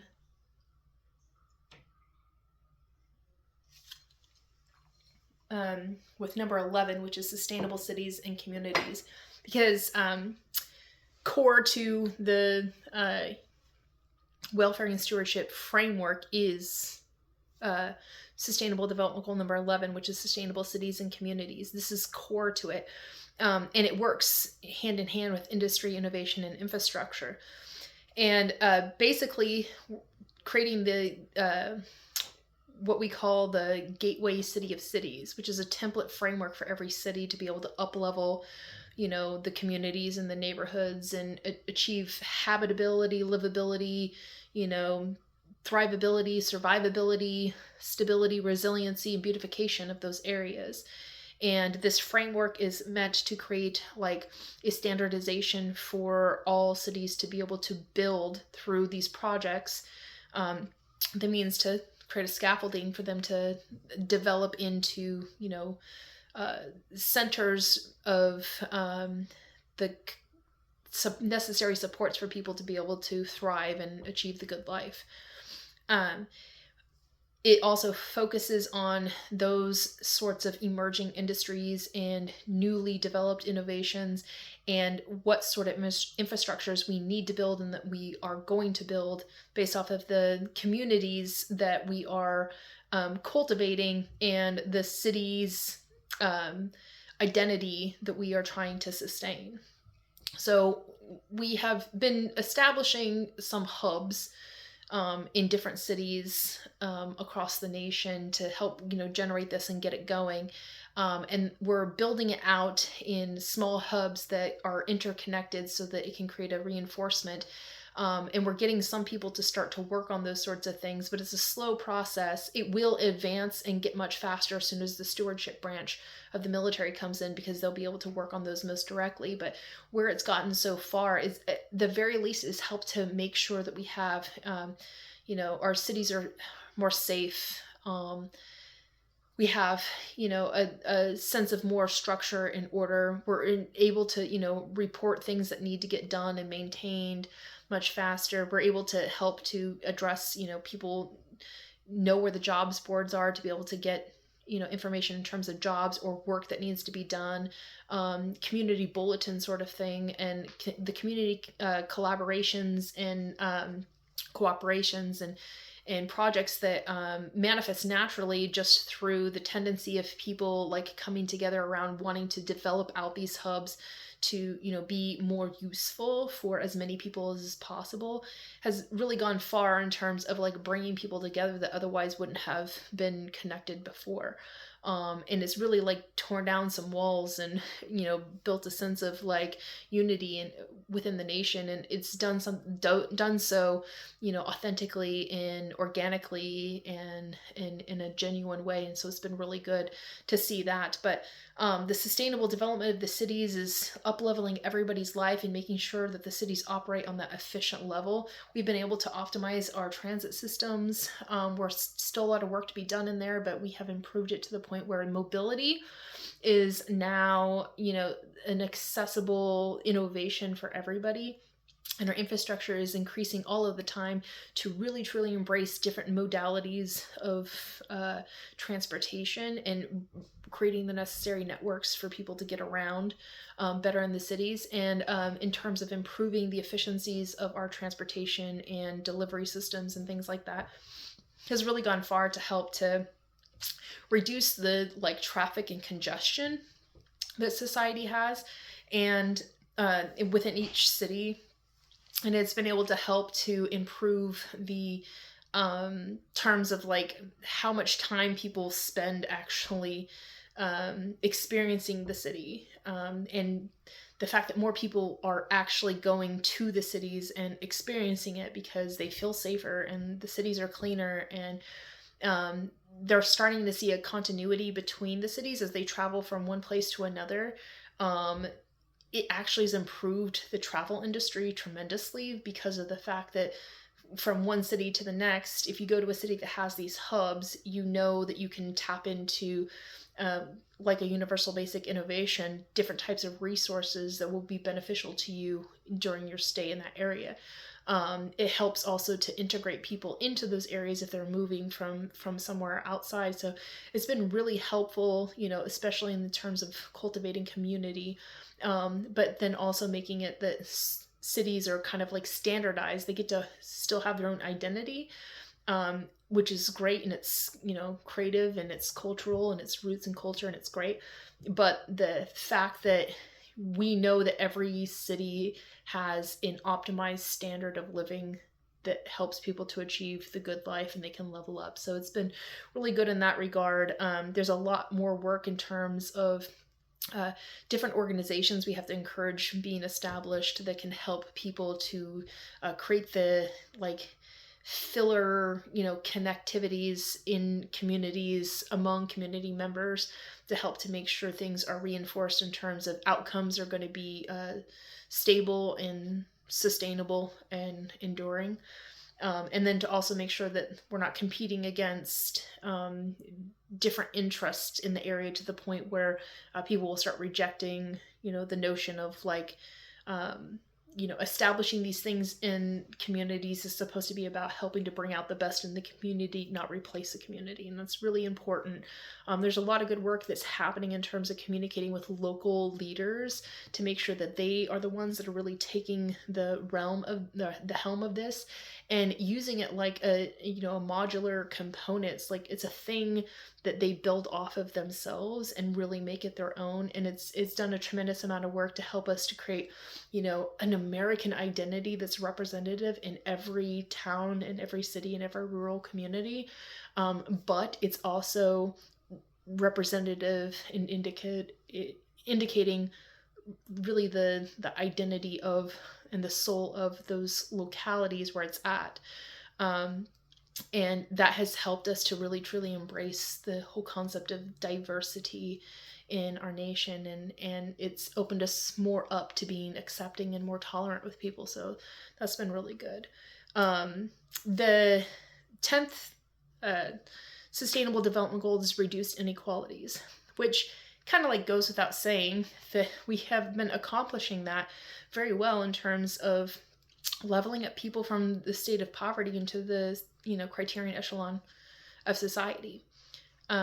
We've also been able to create the dismantling of high concentrations of power and wealth through the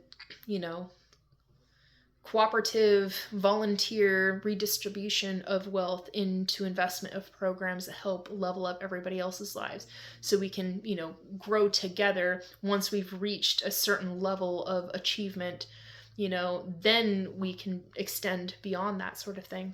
So we've been able to reduce a lot of the inequalities in society. The universal basic innovation of the city of cities and the hubs that we have established, and we're going to continue to develop and grow off of those sorts of things, are creating, that baseline fundamental standard of quality of life in all of these areas.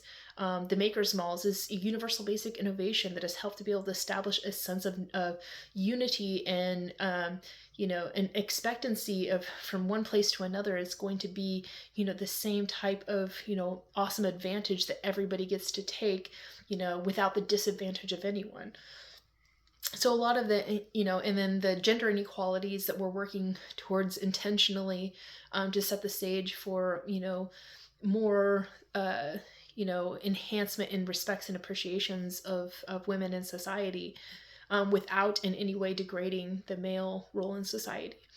And then the, you know, income caps, and the pay gaps and these sorts of things are still challenges that we have to face, but we really have been able to overcome a lot of like the negative aspects of that by creating our, universal basic, you know, uh, compensation package that helps everybody to, while you might not be drawing as much in terms of income, it's not, to the point where it prevents you from having health care, or being able to have childcare and these sorts of things. So that has been a great equalizer.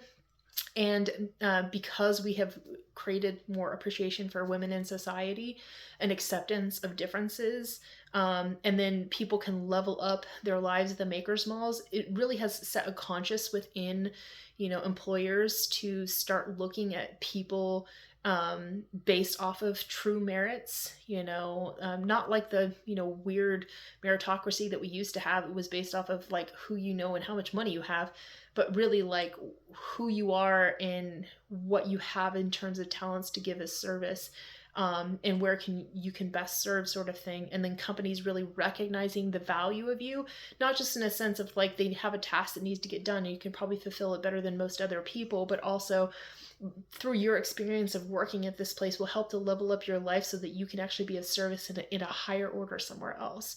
And so we are recognizing that, need to work cooperatively with one another to level up each other's lives through, growths and different types of opportunities through work that we can provide to level up people's lives, and no longer look at people in terms of, a discriminative, way of looking at people and assessing whether or not, they're of value and can be of use, but rather people, showing up and representing themselves and saying like, I'm here to do a job and do a task and do it well. If you work with me in mutual, benefits, securities, and interests and respects, like I'll meet you on that same level and together we'll level up.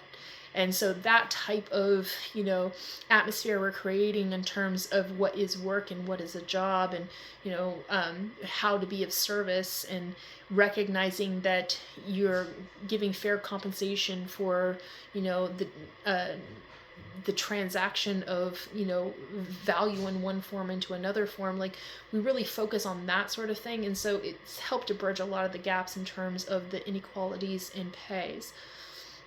And then the City of Cities has helped to level up the lives of people so that we have less people living in, you know, state of destitution, or, living in poverty and squalor. We don't have those types of situations anymore. People have leveled up from that and been risen to a situation where they can, take a hold of what society has to offer and to level up their life even further from that. But no longer are they held down because, the city has been provided with the means by which, nobody ever actually has. There was no rock bottom in society. I mean, the City of Cities has, respite gardens, which, is one of the most fundamental world revolutionizing solutions for houselessness, to the point where we don't have people living on the streets anymore.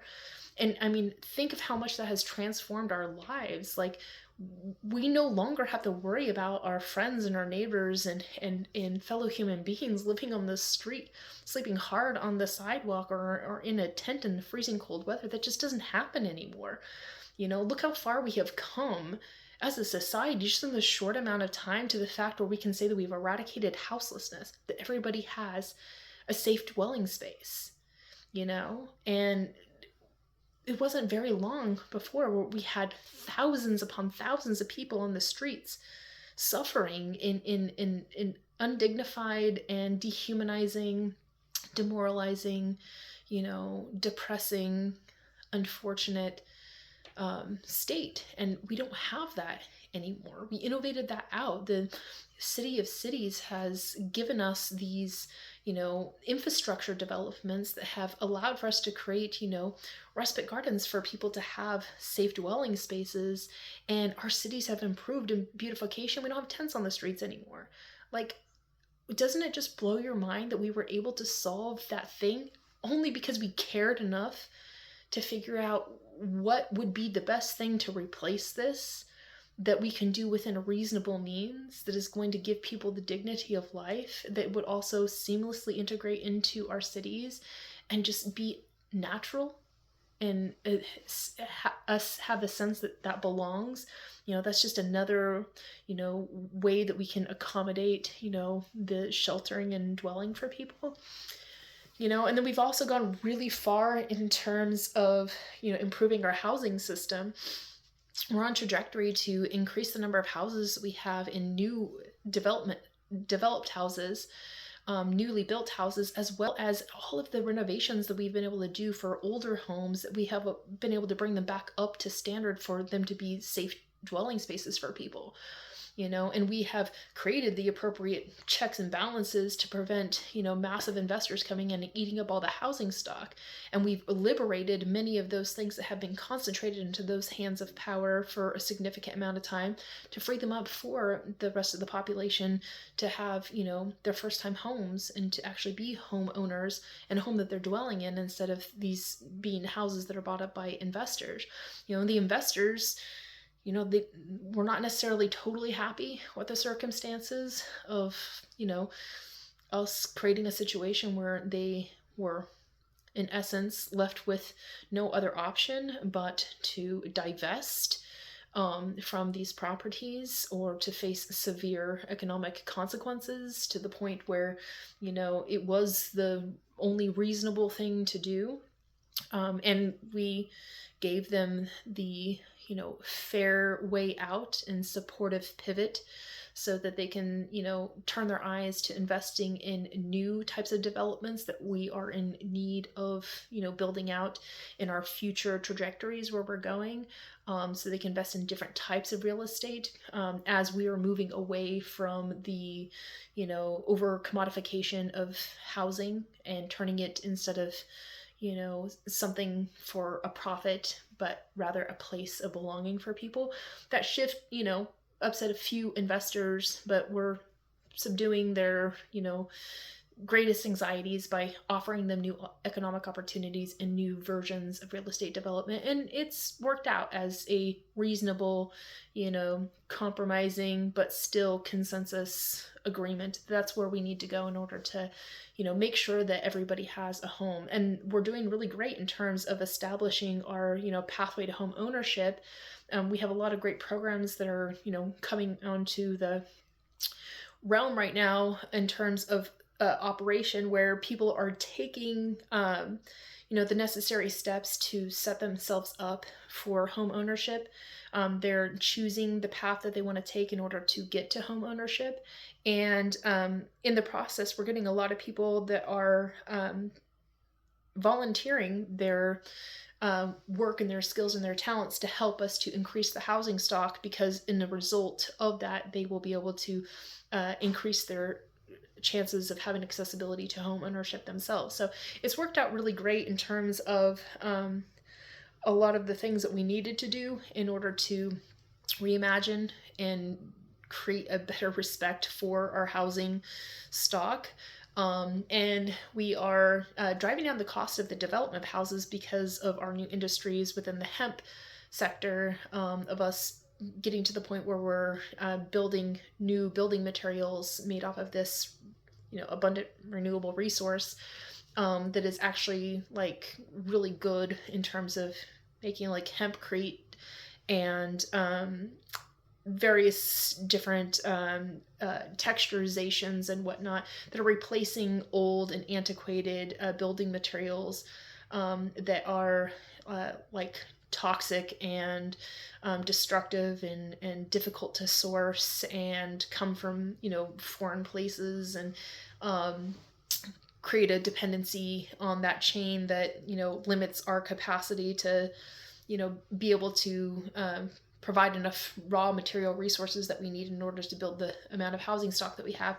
And the fact that we grow it at such an abundance, as hemp is able to bring down the price in terms of like what the raw materials for the building materials will end up costing, so the cost of the house will go down over time. And we're building up the processing plants to help to transition this raw material into these workable products and component pieces that can be used to building houses. And so we're still in the process of developing that. We haven't gotten super far in it, but we're on trajectory, and we know that's what we're working towards. And many new entrepreneurs have been coming to fill that space.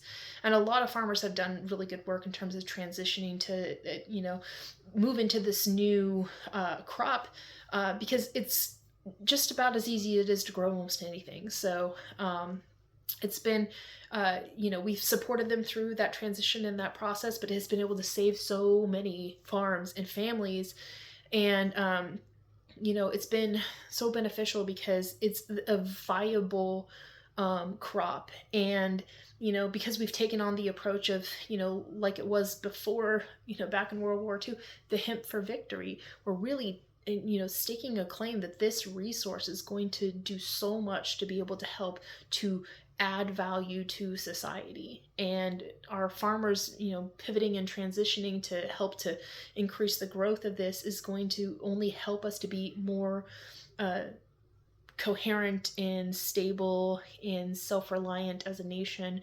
And that is going to help us with our, domestic order as well as our national security. So, holistically, we have a lot of things going on all at once, but we're accomplishing many things and we're doing it all together. And that's what's so exciting about it. The next sustainable development goal is number 12, responsible consumption and production, which we've already done a tremendous amount of work in terms of, creating the recycle facilities located near grocery stores. So we know that as things go, out, they can be returned in and then repurposed and reused. And we're also finding a lot of people that are just changing their habits and their behaviors. They're recognizing that, they don't need as much as they think they do. And they're respecting more of the things that they have. They're learning how to mend and repair things on their own. And the idea of there's so many different like small business entrepreneurship that has grown in terms of fixing things and repairing things and mending things. Society has been able to, maintain things and prevent them from ever, being led to waste, to, create a longevity for its life and its use. These sorts of things have really helped us to be more conscious about the things that we purchase and how we consume things and what sort of things that we buy. And especially because we're turning ourselves inward in terms of like, we want to create productivity from an internal standpoint where we provide most of the things that we need, at least on the basic, necessities of life. People have been considering, Made in America isn't just about like this pride of I'm buying something from my own nation, but rather like the to purchase from anywhere else would actually be, detrimental to you because, what we have established in terms of our own domestic product is a reinforcing system of supports that help people to level up their lives and get the things that they need. And as we shift our purchasing behaviors to be more focused on buying things that are developed and established here because of the cascading benefits that we have built in the economic systems that are reinforcing to help you getting the benefits in return on investment, far beyond just the use of the product that you buy or whatever. You get the growth of the communities and the growth of the businesses and the industries and the growth of the tax base and all of these things. And you can see through the systems that we've created in this transparent system, like exactly how far your dollar goes when you spend it in America on American made products, like where it goes and how it comes back in the fold to you, like tenfold. And it gives us a sense of pride and prestige, and so we become more aware of like wanting to consciously purchase things from America. Not to say we're not buying things from other places, because we still certainly are, and thankfully we're doing it without abusive extortion use of tariffs, and we've managed to calm down the concept of tariff wars and things like that, and it's taken a lot of soft power work to earn back the trust and respect of nations, after unfortunate economic fallouts where tariffs were used kind of like as an abusive exploitation. And now it's really just about, we use it as a mechanization to help us to achieve the ends that we need to accomplish, but never in an exploitative or punitive way, other than in the capacity in some measures we do use it as a corrective mechanism, to negatively sanction those which are stepping out of bounds with what would be just, fair, reasonable, right for maintaining the status of the free world. But beyond that, we're not setting ourselves up for failure by, bombarding taxes in the form of tariffs on our people so that they can't purchase things from anywhere but in the United States because, they're left with no other options. We're not about that. We just want the most compelling option to be in America, and that's because it is of the highest quality, the highest standard, and it has the highest return on investment.